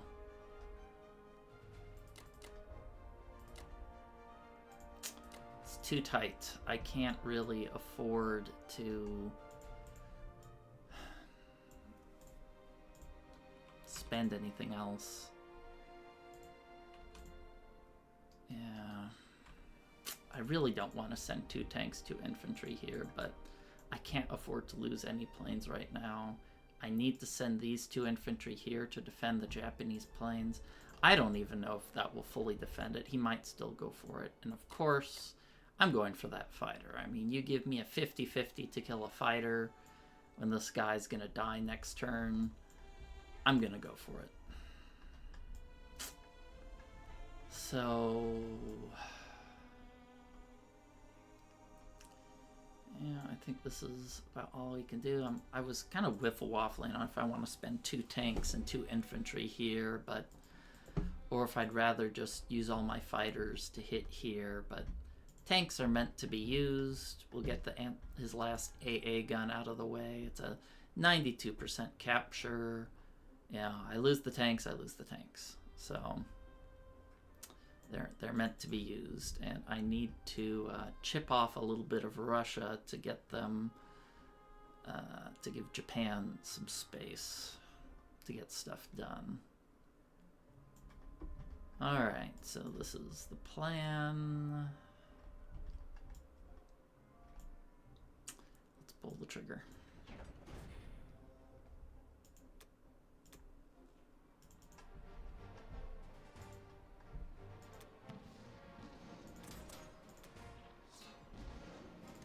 Good, only 1 hit back.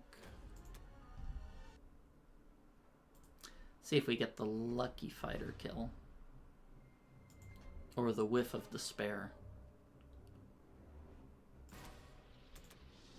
We got the we got the whiff of despair. Man, we've just been on a bad luck streak. Like, after I was doing so good the first round, but just can kind of getting our butts kicked recently.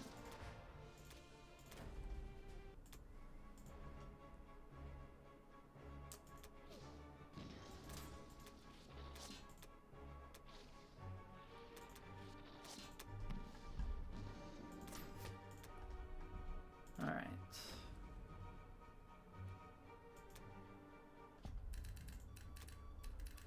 All right. Where do I want these fighters? I think they're better positioned there.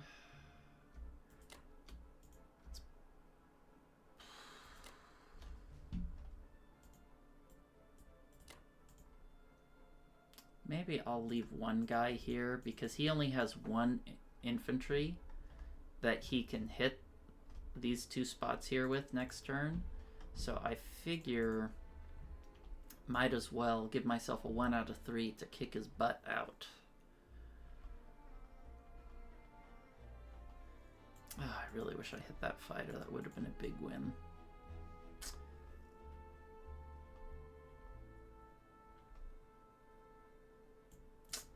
Okay, these infantry here to reinforce Ukraine. 1 here to offer him the 50-50. The fighters have to defend Berlin. Am I safe here in Karelia? What am I moving there? 2 tanks. 10 tanks in AA. 2 infantry. Should be safe. He can hit with 6 land units. 5, 6, 7, 8, 9. 9 planes. Oh, that's actually quite a bit. Okay, maybe put the planes there. He can hit Berlin. Let's see, I repaired it to 3, so I'll have 7, 8, 9, 10, an AA gun.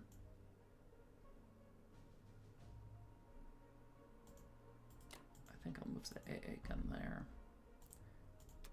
Defense profile goes to anti-aircraft set after infantry.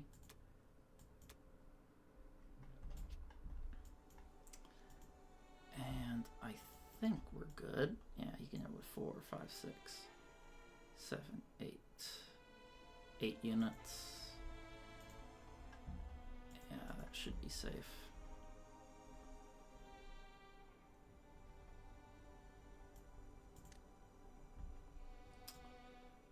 All right.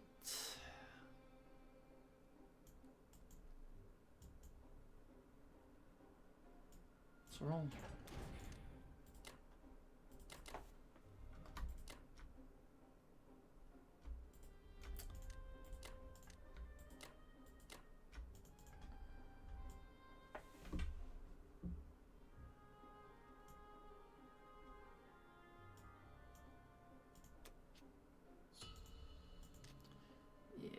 Game's neck and neck now. We have officially lost all of our lead. That France battle was horrendous.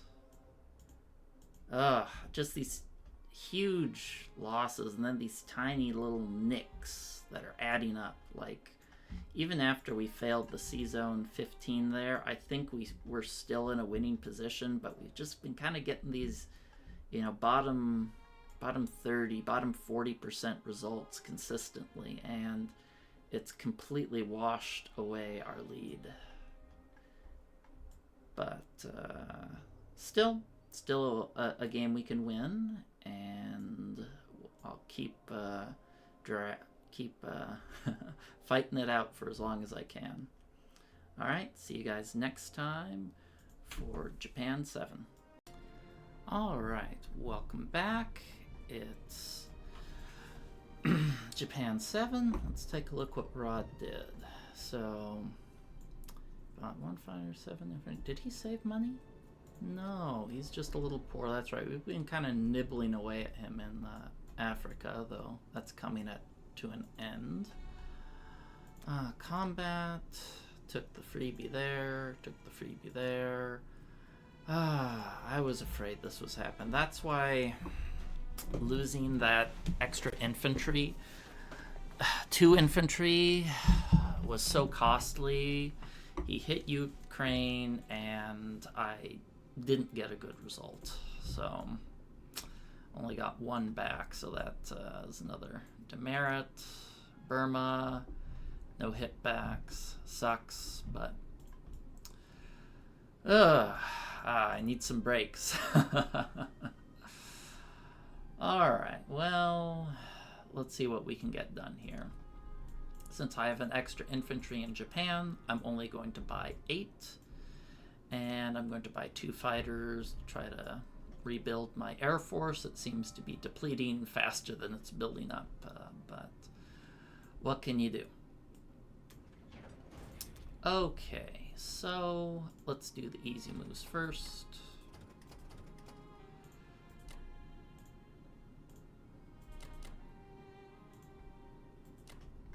Goes 1, 2, 3. Wait, 1, 2, 3, 4, 5, 6. Okay, I think I can move that somewhere safe.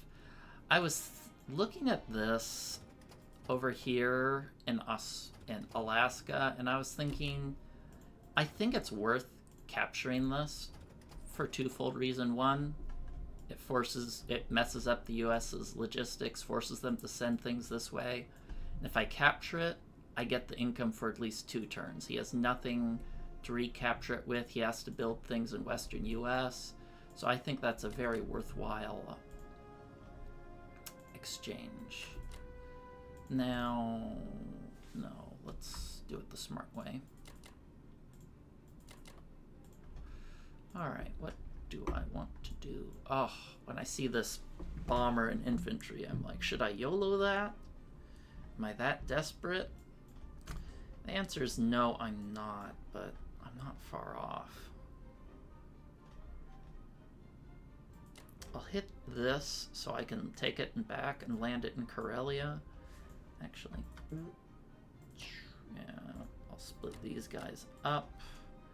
maybe not. Maybe I want to add a little bit more chunk, a little bit more oomph here to fight back against his stacks. 1, 2, 3, 4. Where can I land if I hit this? 4. I guess I can't.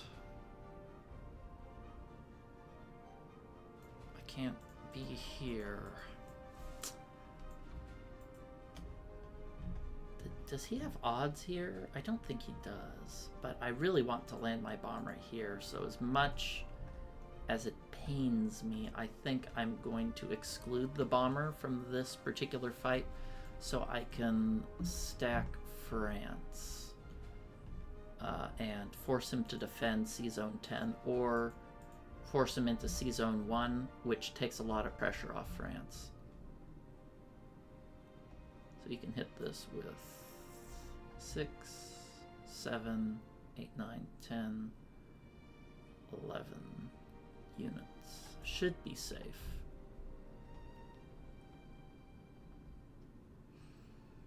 Am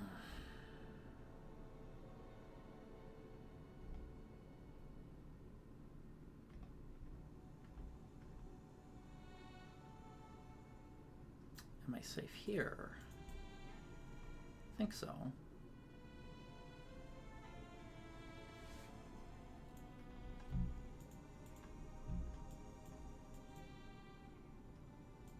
Kind of want to do like a bombing raid or something, but I'm so light on planes, I don't think I can afford it.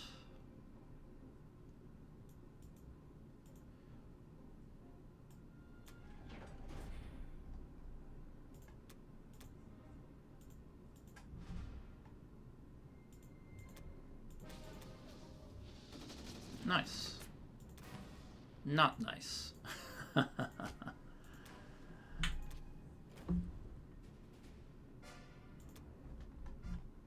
Okay, let's do the big battle here. The scary one. Don't shoot down my planes. Good. At least he missed, too.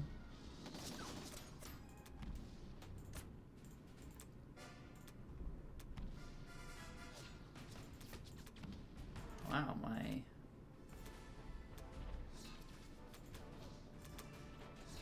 Sheesh, that took a long time. How many rounds was that? It took me 5 rounds to get 4 hits. Well, at least I didn't lose a plane, but... Man, 2 infantry killed 3 of mine when I had brought 6 guys to fight.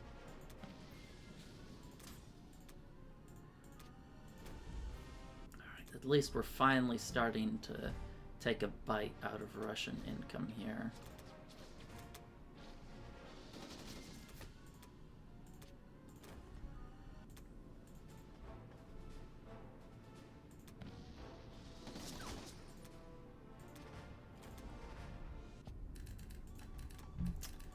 Okay, so let's move this bloke over here.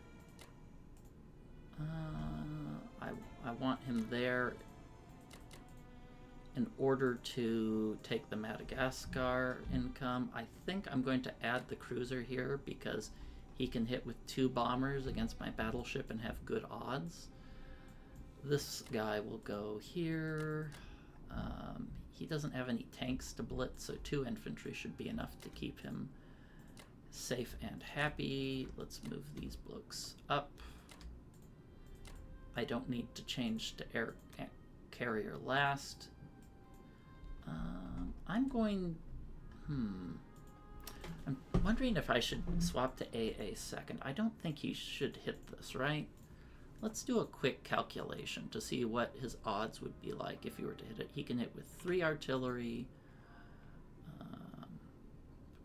6 infantry, 3 fighters, and a bomber, and 1 bombard against 1 AA, 9 infantry, 2 tanks.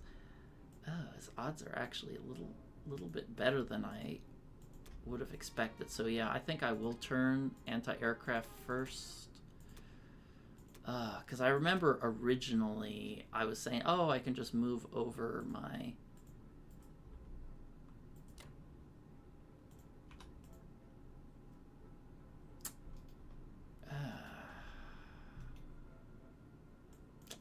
do I move this bomber here? Is the question. These odds are a little dicey.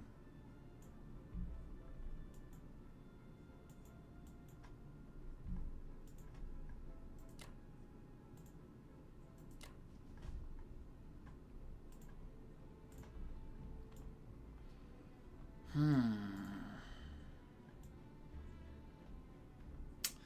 don't know if I can afford... man, this is such a unappetizing position. Let's do everything else first. Unappetizing position.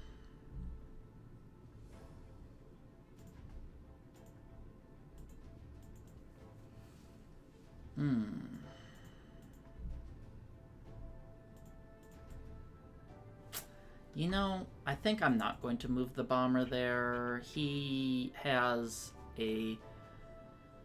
When in the calculator, he has... Let's see. He has like a 47% chance to capture.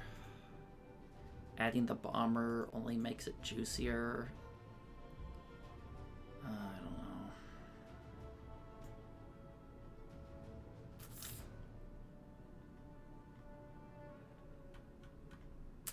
Yeah.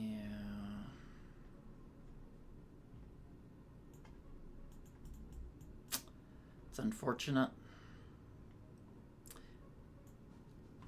If I don't have the bomber, it's like IPC neutral for him, which means he's going to probably take that attack. You want to trade even with Germany. So I'm doubly glad I did this attack, though the results were less than stellar. All right. I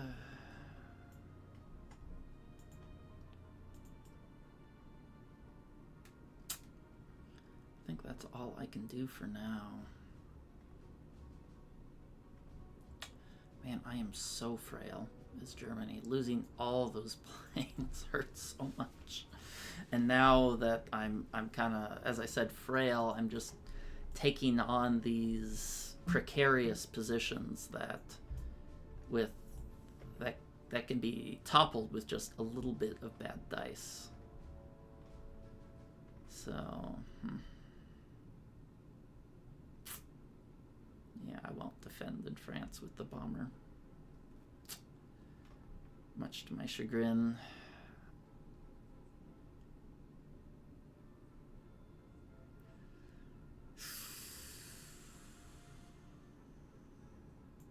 God, I hate not sending those guys over, but it had to be done.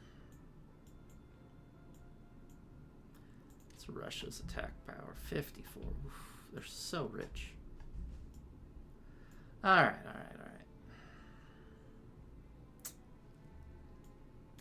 Color there for now. Plop the fighters down. Fresh baby fighters born into this world. Young, innocent, full of hope.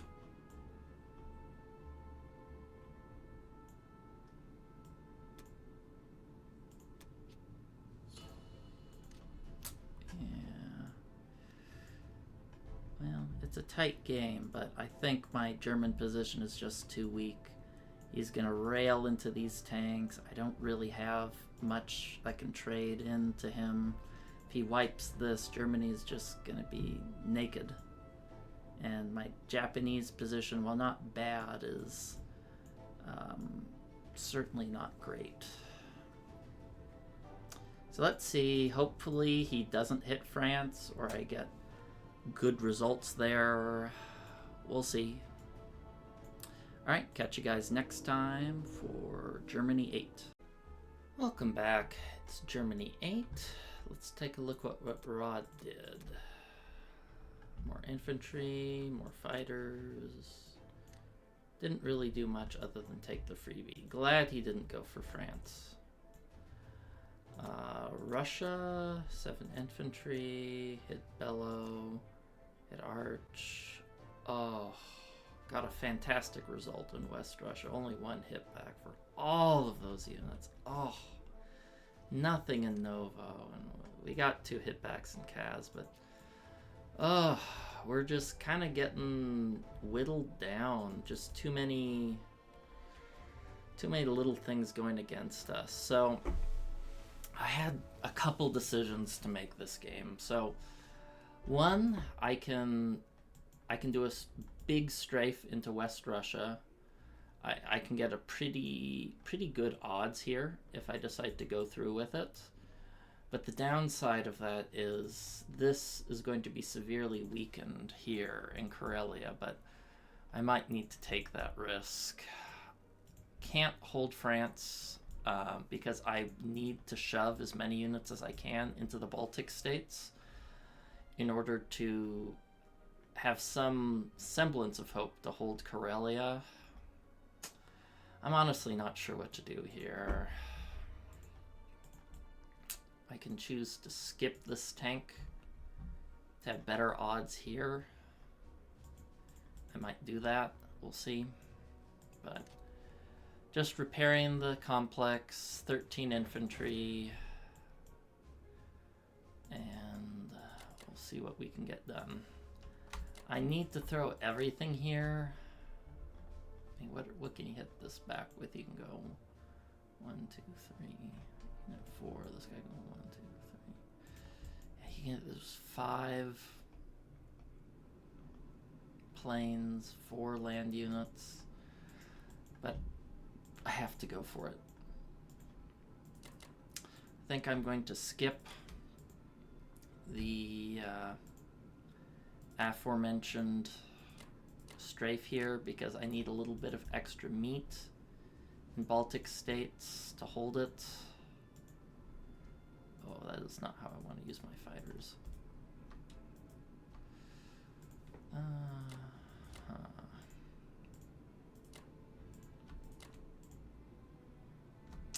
Actually, maybe I do want to go for that.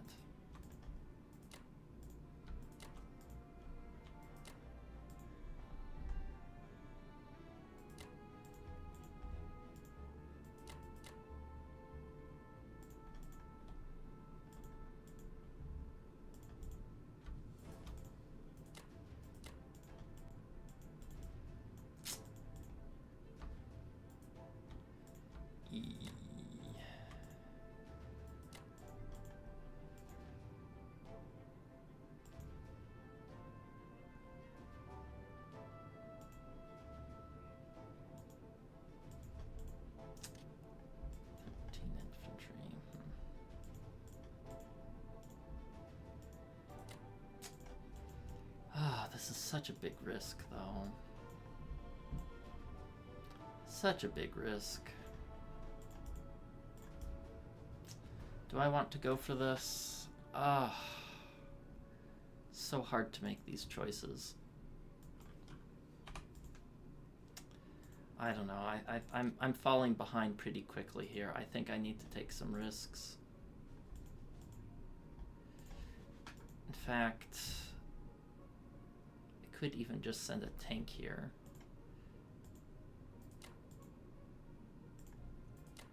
Like so. That reduces my odds of a one-turn capture to 18%. Sorry, 21%. I think I have to do this. I don't want to do this. God, I hate this position.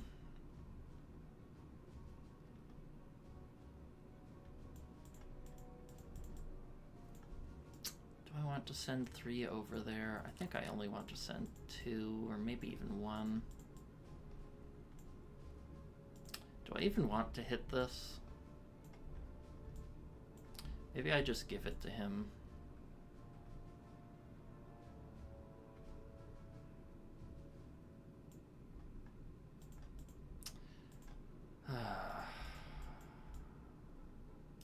Then he has pretty handsome odds here on...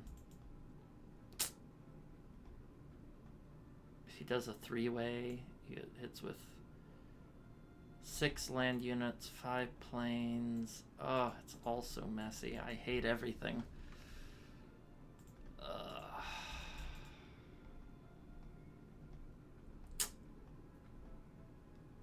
I don't know. Does he go for that? If I land all my planes there, I should be safe.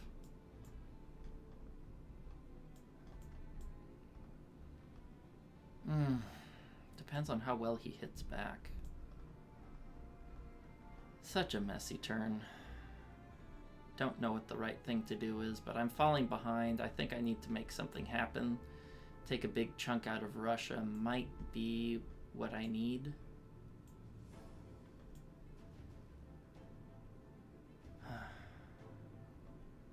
He'll average 2 hitbacks on me. Well, whatever. Let's go for it. I need to take some risks. I'm in a pretty bad position here. Let's do the unimportant battle first.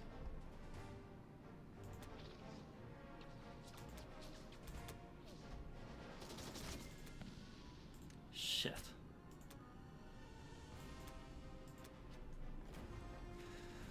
That's not a good portent.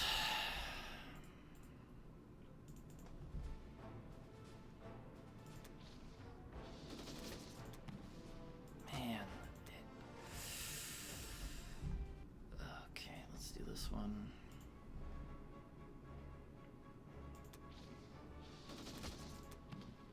Oh God, his hitbacks are killing me.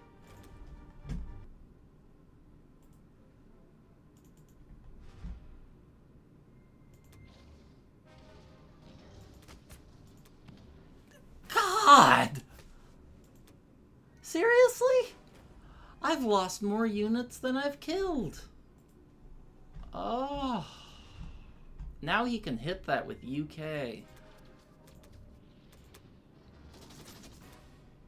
Well, something has to go, right? Holy Jesus.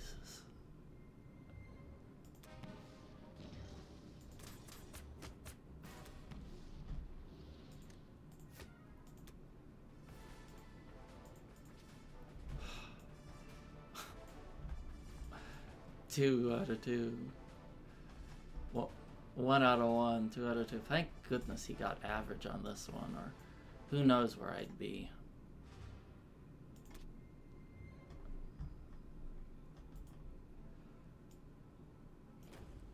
Ugh.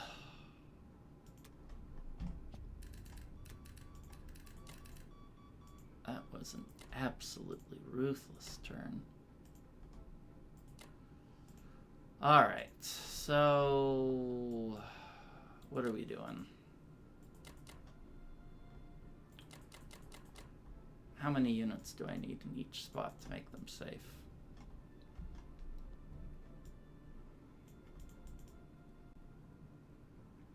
Hit this with 5 units, 3 planes. And I'm going to be placing, okay, that should be safe. On AA, you know, I need to change my I need to make a new profile here. And it's going to be AA second to last. So this is a profile that I would almost never use.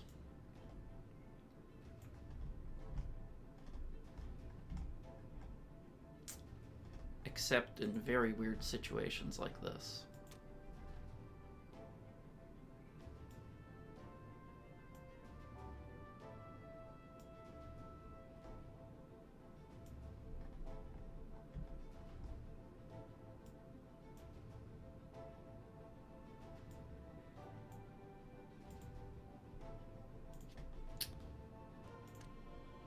Because if he does a 2-1 attack with UK, I want this anti-aircraft gun to survive. I don't... Oh, God, he can hit here now. That's gonna hurt. Oh, shoot. Do I add the AA gun here? You can with 4 and 5 planes. Okay, hold on. I need to run some numbers. This is messy. Okay, I'm back. I ran some numbers. Let's remind Japan to hit here. And it looks like everything I did, I should have really good odds. Karelia should be rock solid. This is actually quite IPC negative for him because only 4 planes can reach, so that should be safe. The only thing I changed is I'm keeping 1 extra infantry in France, so he can't just walk this guy down for free. He has to work for it and risk a transport here or split up his navy in some aspect because he's so greedy. He's got something here, there, and losing my entire German fleet for a handful of US planes is still haunting me, but luckily we got the average result on West Russia. We got horrible results in the other spots, but I'm glad we took this fight. We needed something to get us back in the game, and we certainly needed it with how our other dice were. It's not. Oh God, it's so sad that I'm happy to get an average result. How sad am I? Anyway, let's. I still have the defense profile. AA second to last. Okay, good.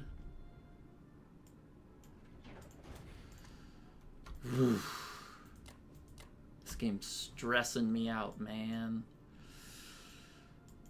Getting all these weird bad rolls. Yeah, even after my turn, I'm only 2 IPs up after that. Well, it wasn't amazing, it was average. Ugh, we're just getting bled out here. Let's hope we can figure out a way to turn it around. Man, Russia's so freaking rich. Anyway, that's it for now, and I'll see you guys next time for Japan 8. Welcome back, it's Japan 8, and let's take a look what Rod got done. Blitz to French Indo, took France, took Ukraine.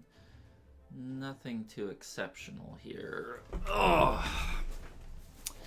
So, let's just spend what we can with our money. 9 infantry, 2 fighters. I'd rather be building bombers at this point in time, but that's just not how it's worked out. So, map notes. Let's check the map. Oh, West Russia. Yeah, I got that. Yeah. Past me. I got it. Okay, so first things first. Let's take the Madagascar. I want the income. Let's take out that tank. Next, we don't have odds here. I would like very much to kill this tank. We'll move 1 guy here, 2 here.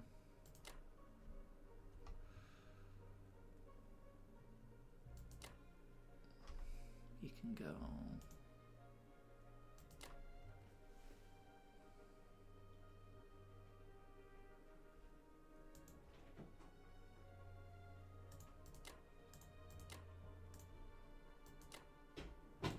Is that enough? I'm also going to attack here because this will allow me the opportunity to keep Alaska for an extra turn. Whereas if I just leave this guy sitting here, he can have a good odds of killing it with his fighter and his plane. Whereas in this way, I minimize the odds. I'm not using both fighters because I really want to throw them into the mix against the Allies. This Medshuk is really hard, and I'd like to end it as quickly as we can. Okay.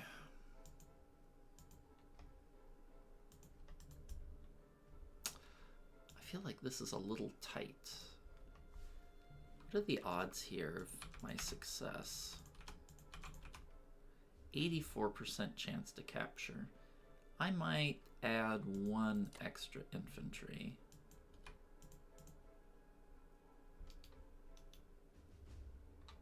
Yeah, that makes the odds up to 96. I don't mind if I have a few extra units sitting there for him to thwomp.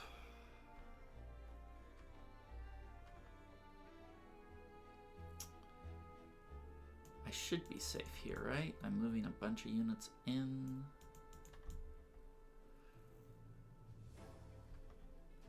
Let's see, how much can he hit me with? That's another aspect to consider.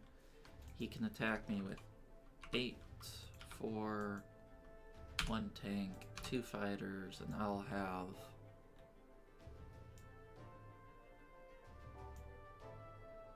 6, 7 infantry, 2 artillery, and a tank.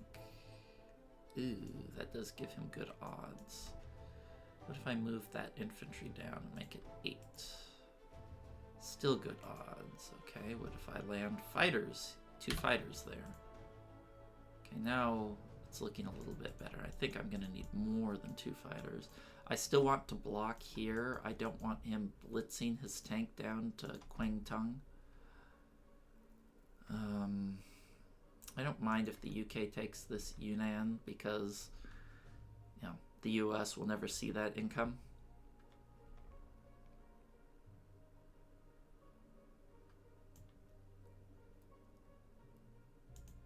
Okay. I think we're good here.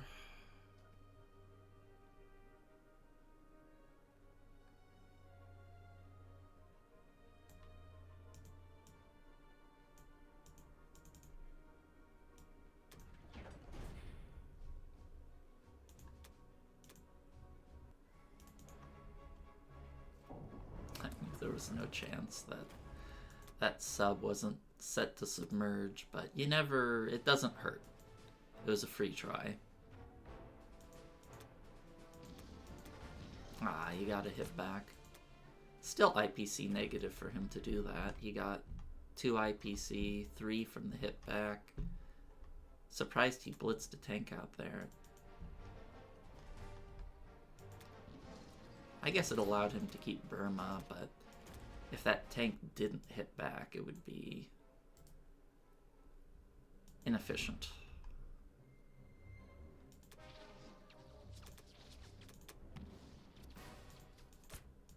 Good. We need to start bleeding Russia out.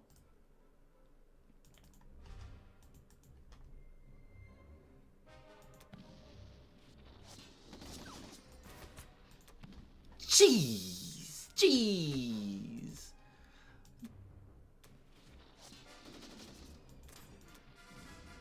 Son of a bitch.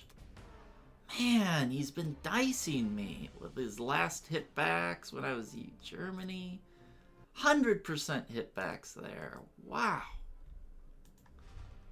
What are the odds of 4 out of 4 infantry hitting? That's like 127 times 3. Okay, I'm actually going to go through with this.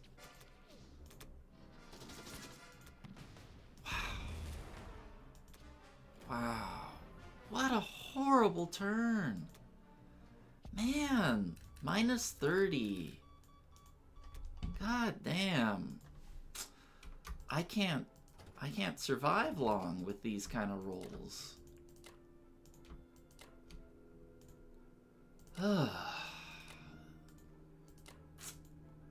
This is frustrating.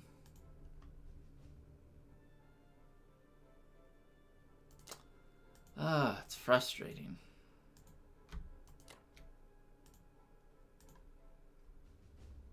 Hey, why are there 2 transports here? Oh, okay, that's right.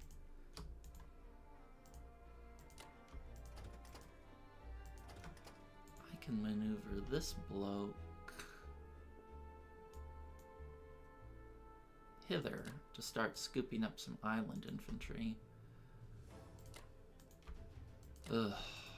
Man, this game's just making me sick with these dice rolls.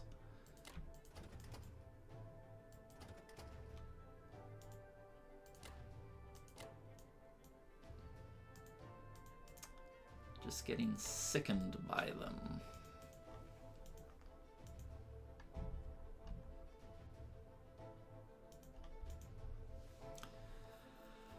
Oh.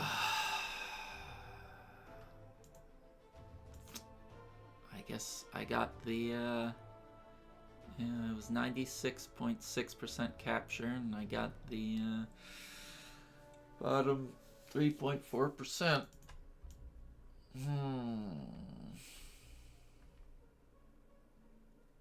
This is safe, right? You can hit me with 4 planes. Ugh. I never in a million years thought I would be losing this game. Never in a million years. I was so far ahead. And now, God, I'm worse off after my attack than before. I still think it was right to go after that infantry. Because it prevents Alaska, but my God. My rolls have been atrocious.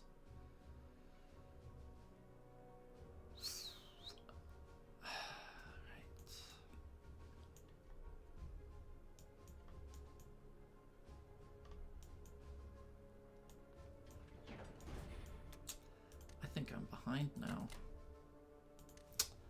I think I am behind.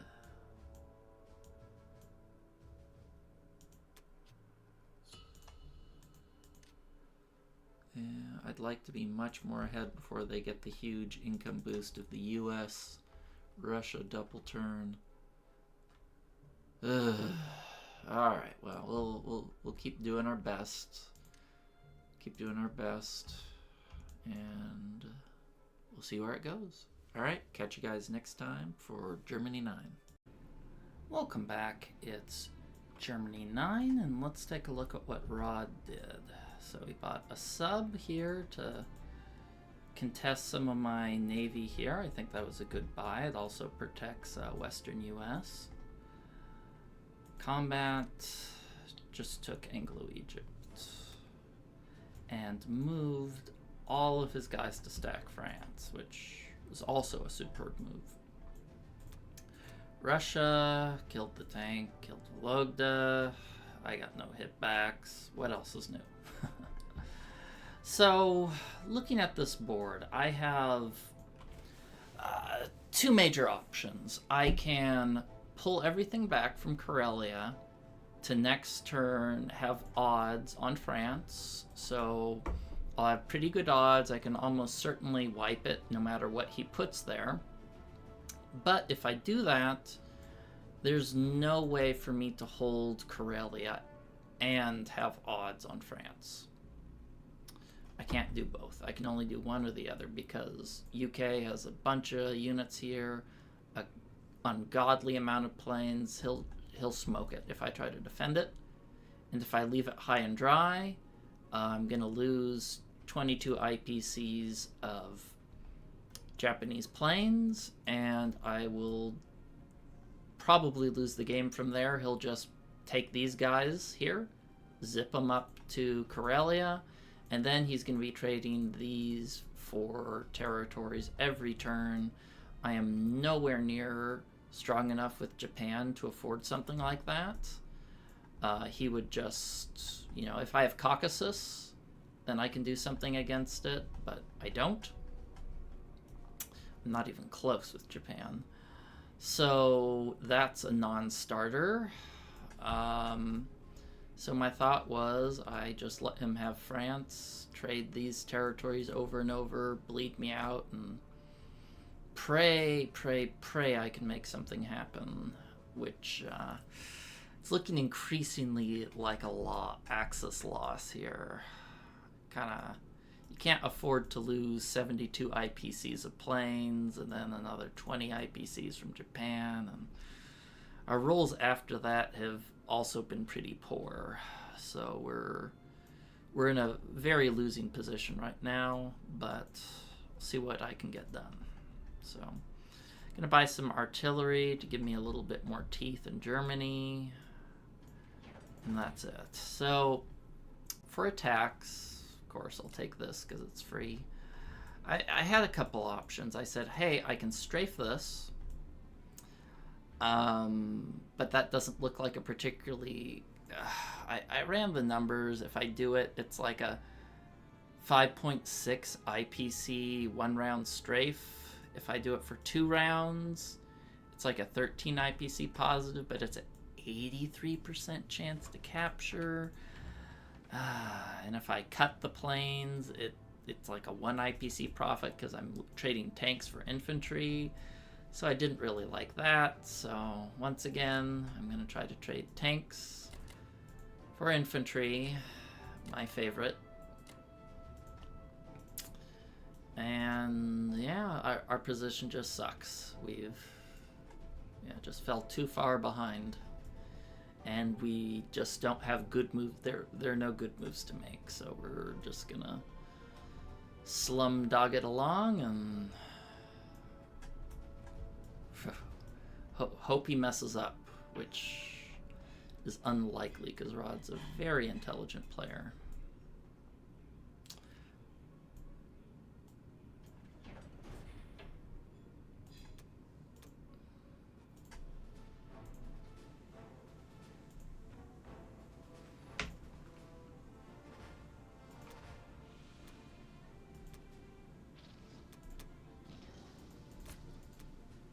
Well, we got it. It's not really a super positive trade, but I didn't want to have to line these 3 places with infantry.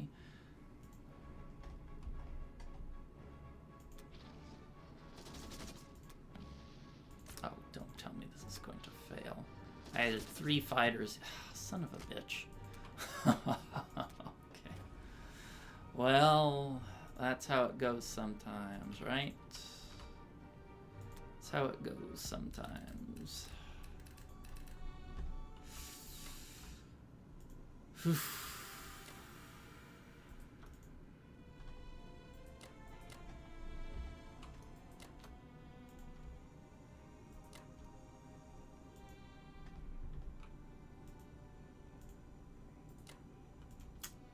I can't hold both of these. He has too many planes. He has 12, 15.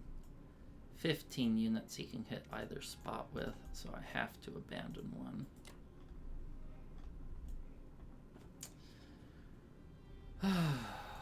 Goodness.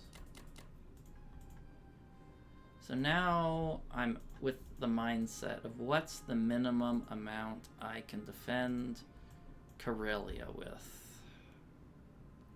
What's the minimum number of tanks I can defend with and still make him say no thank you? So I believe it's 8. 8 tanks should be the minimum.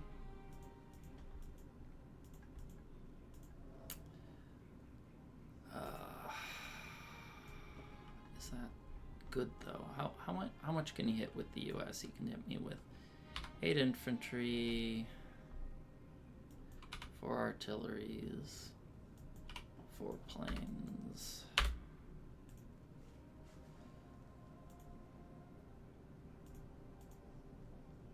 Still.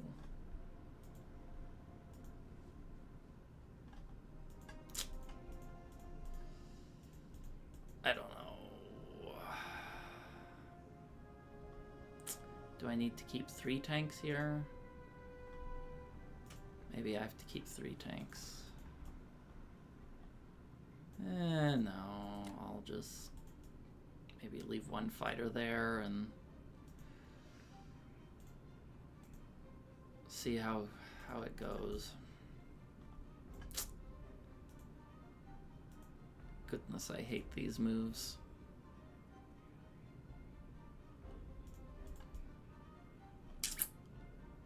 Just wretched, rancid, stinky moves. Now the question is, can I actually hold both of these? So give me a minute. I'm going to run some numbers to check. All right, I'm back. I ran the numbers. There's no way I can defend both. If I do, he has like a 98% chance on Berlin if I try to defend both. So can't do that. He has 5 transports here.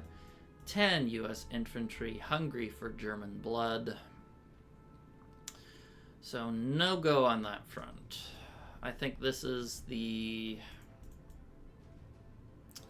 greediest way I can do this. It's already kind of pushing numbers to the limit. Like, if he wants to shove in on Karelia, he has very good odds of just doing it. Taking it out. Definitely can do it with a 2-way attack, but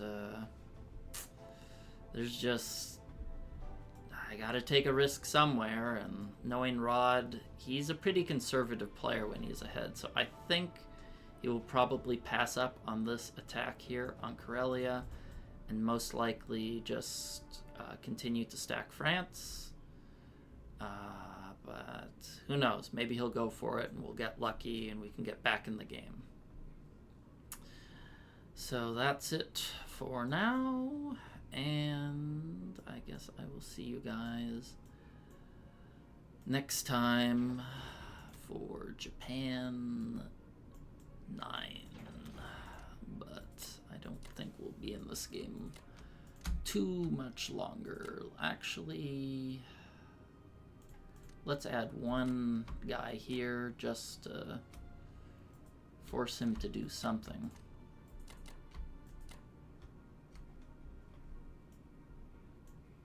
Force him to invest more than 1 infantry for 29 IPCs. Yeah, our position's pretty abysmal, unfortunately. Welcome back. It's Japan 9, and let's take a look what Rod did. So, just bought more naval defense. Interesting that he didn't buy anything for UK. Looks like he's just playing full defense mode, which makes sense. He's very far ahead, and he just needs to hold on. He hit Karelia. I thought there was a good chance he did it. I hoped he wouldn't. Our results were probably average, maybe slightly above average, but not good enough. We lost a lot. He lost quite a bit, but we're not in a position where we can afford to trade tit for tat with how mediocre Japan is and how fragile Germany is. So this turn I decided that I'm thinking, how do we win this game? Because he's gonna start flooding in here from Karelia and reinforcing Russia, which means I really don't have any timing to kill Russia. I can try to force a stack here in Novembrisk, but I don't. He has too much. He'll smash me. So the way I see it is the way I win the game is to take India. And that's going to be also quite difficult because my navy's kind of in a sloppy mess. I don't even have full control here. So I'm going to buy 8 infantry, which is not a full load. I'm gonna move the anti-aircraft next turn. Actually, maybe, yeah. I think I need more bombers. I need more range. I have too many fighters. Fighters are good, but I'm just poor. I'm just poor. And I need the rage that bombers give me. So let's do the moves I know I'm going to do no matter what first. Do the easy peasy lemon squeezy one. So we're going to do that. Hit there.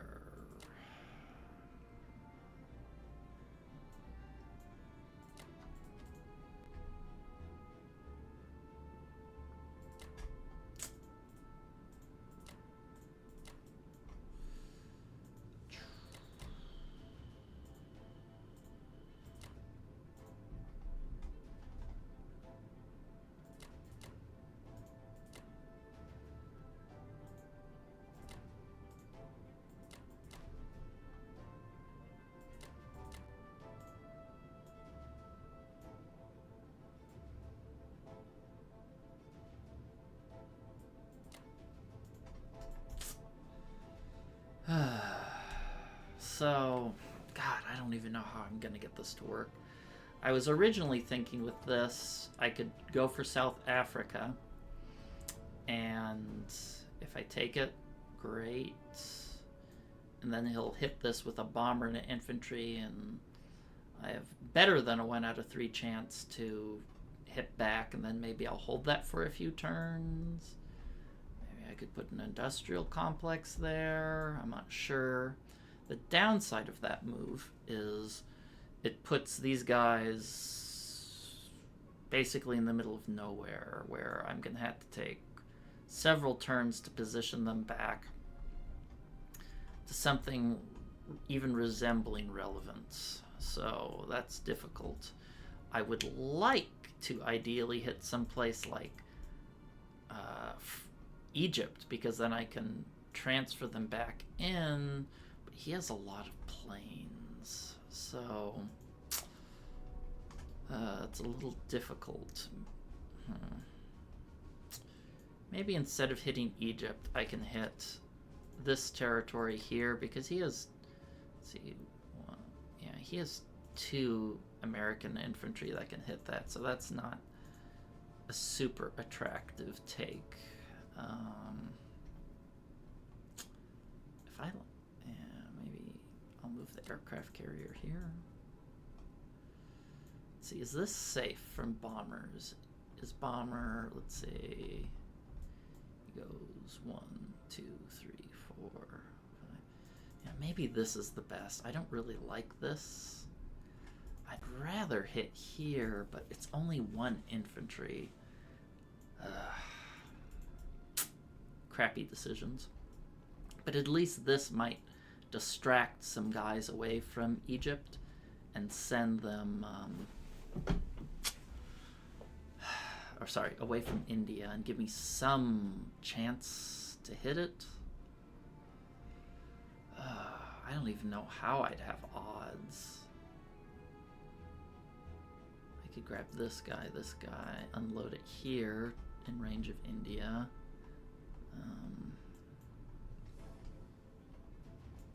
Move the tank back, but I ideally wanted to put my planes here to zone out C-Zone 5 from him, but there's just no chance. He can place another aircraft carrier there, a bunch of planes. He wants to defend it. I can't stop it.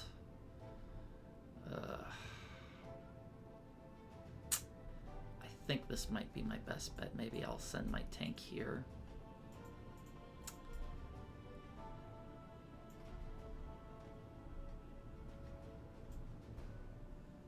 Yeah, it might be my best bet.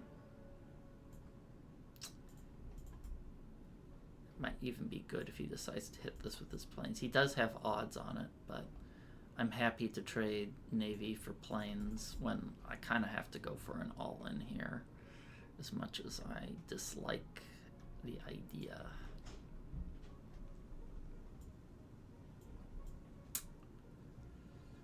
Well, let's get cooking. I think this is about all I'm going to be able to get done. I don't like these sort of desperate moves, but you have to recognize the position you're in. And the position we're in is not good. He hit back. Man, we just can't get a break this game. Ugh. It was interesting, kind of like there was some switch that flipped after that terrible naval battle where all our good luck just kind of dried up. And even if we get good luck here, which we're not, it's not going to really change the outcome of the course of the game. Yeah, these battles, while it's nice he's not getting hit backs, it's not super impactful, like in terms of our win condition.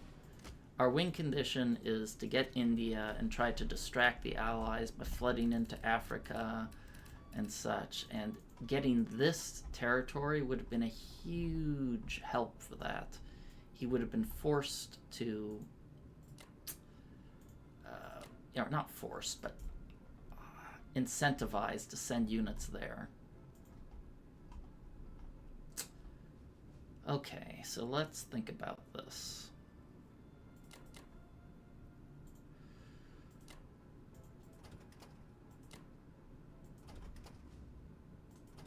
Okay. This guy will go here. Put that bloke there. This is going to die, so I'm not going to reinforce it. Let's send the tank back here. Maybe 2 units there. Okay, now what I have to think about very closely is how can I maximize the amount of planes that will be in range of India. So the aircraft carriers, I'm gonna just set my defense profile to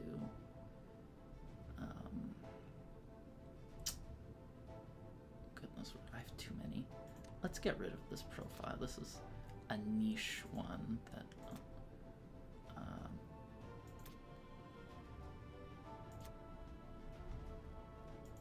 let's carrier last. Let's exit and re-enter to make sure it applies. Okay, now let's think about this carefully. So I need them to be in 4, only 4 of them can be helped by the aircraft carrier. So this is 1, 2, 3, 4. This guy can go 1, 2, 3, 4. I know the aircraft carrier. The bomber. Does it matter where? If I put it here, does it have more range somewhere? 1, 2, 3, 4, 5, 6. I guess technically I can say, hey, you have to defend C Zone 3 by putting it there. So that has some value. So what I have to do here is I have to disguise what I'm trying to do. And let's move this destroyer here to zone out his sub from getting too close. This might be an even better location to zone it out. Okay.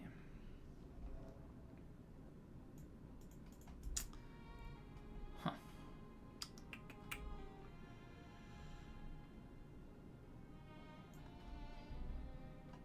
Alright, I think this is as sneaky as we can get. Rod's a pretty meticulous player. He's pretty good at knowing when to put his feet off the gas when he's ahead and to just play safe. But, you know, when we're this far behind, we have to just hope they mess up. If he just sucks everything back here, moves these Russian troops back to Persia, we're in trouble. And, moves the fighters to India.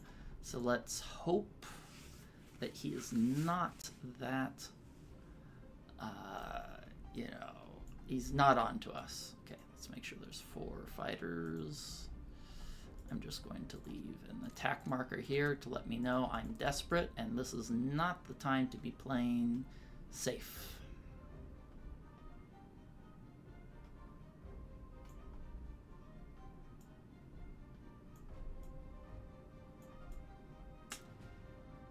Alright, well, I think that's all we can do, and who knows, maybe he'll get unlucky on Burma and I can blitz that tank through.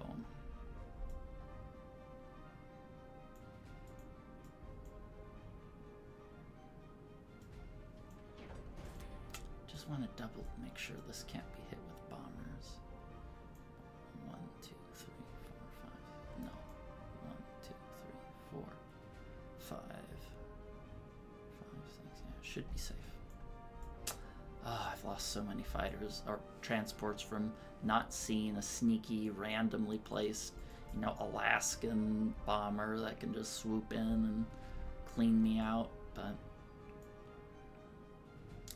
yeah, I think this is all we can do, or the best I can come up with. Maybe you guys in the comments section see something more ingenious, but I sure don't. And we'll look at the score. It's probably going to say, oh, we're ahead, but we are really not. Once you lose Karelia, you're on a death clock. Same with stacking France. You're on a death clock as the axis, and usually you want to get India 2 turns before they get Karelia for it to be an even game. And at best case scenario, we're going to be getting India 2 turns late. So, and that's a big if, but doing what we can. All right, see you guys next time for Germany 10. Welcome back. It's Germany 10, and looking at the board, I just determined that there's no feasible way to win this game. We had a really strong start, but after we lost that C-Zone 15 battle, and I think we still had a good chance of winning after there, but I feel I've just kind of been nickel and dimed with bad luck, and I took a lot of defenses that were kind of borderline, but they never worked out. So, yeah, Rod played a great game. Hats off to my opponent, but I just don't see a way to come back once they cracked Karelia and they fled through. I kind of had to hope he wouldn't take this, but I didn't really have any good options. So, anyway, that's it for here. I'm going to go ahead and forfeit the game, and yeah, I feel there wasn't too much to take away from the game. This is the new season. Oh, I'm ranked 2 allies now. That's pretty sweet. Anyway, that's it for now, and I'll catch you guys later.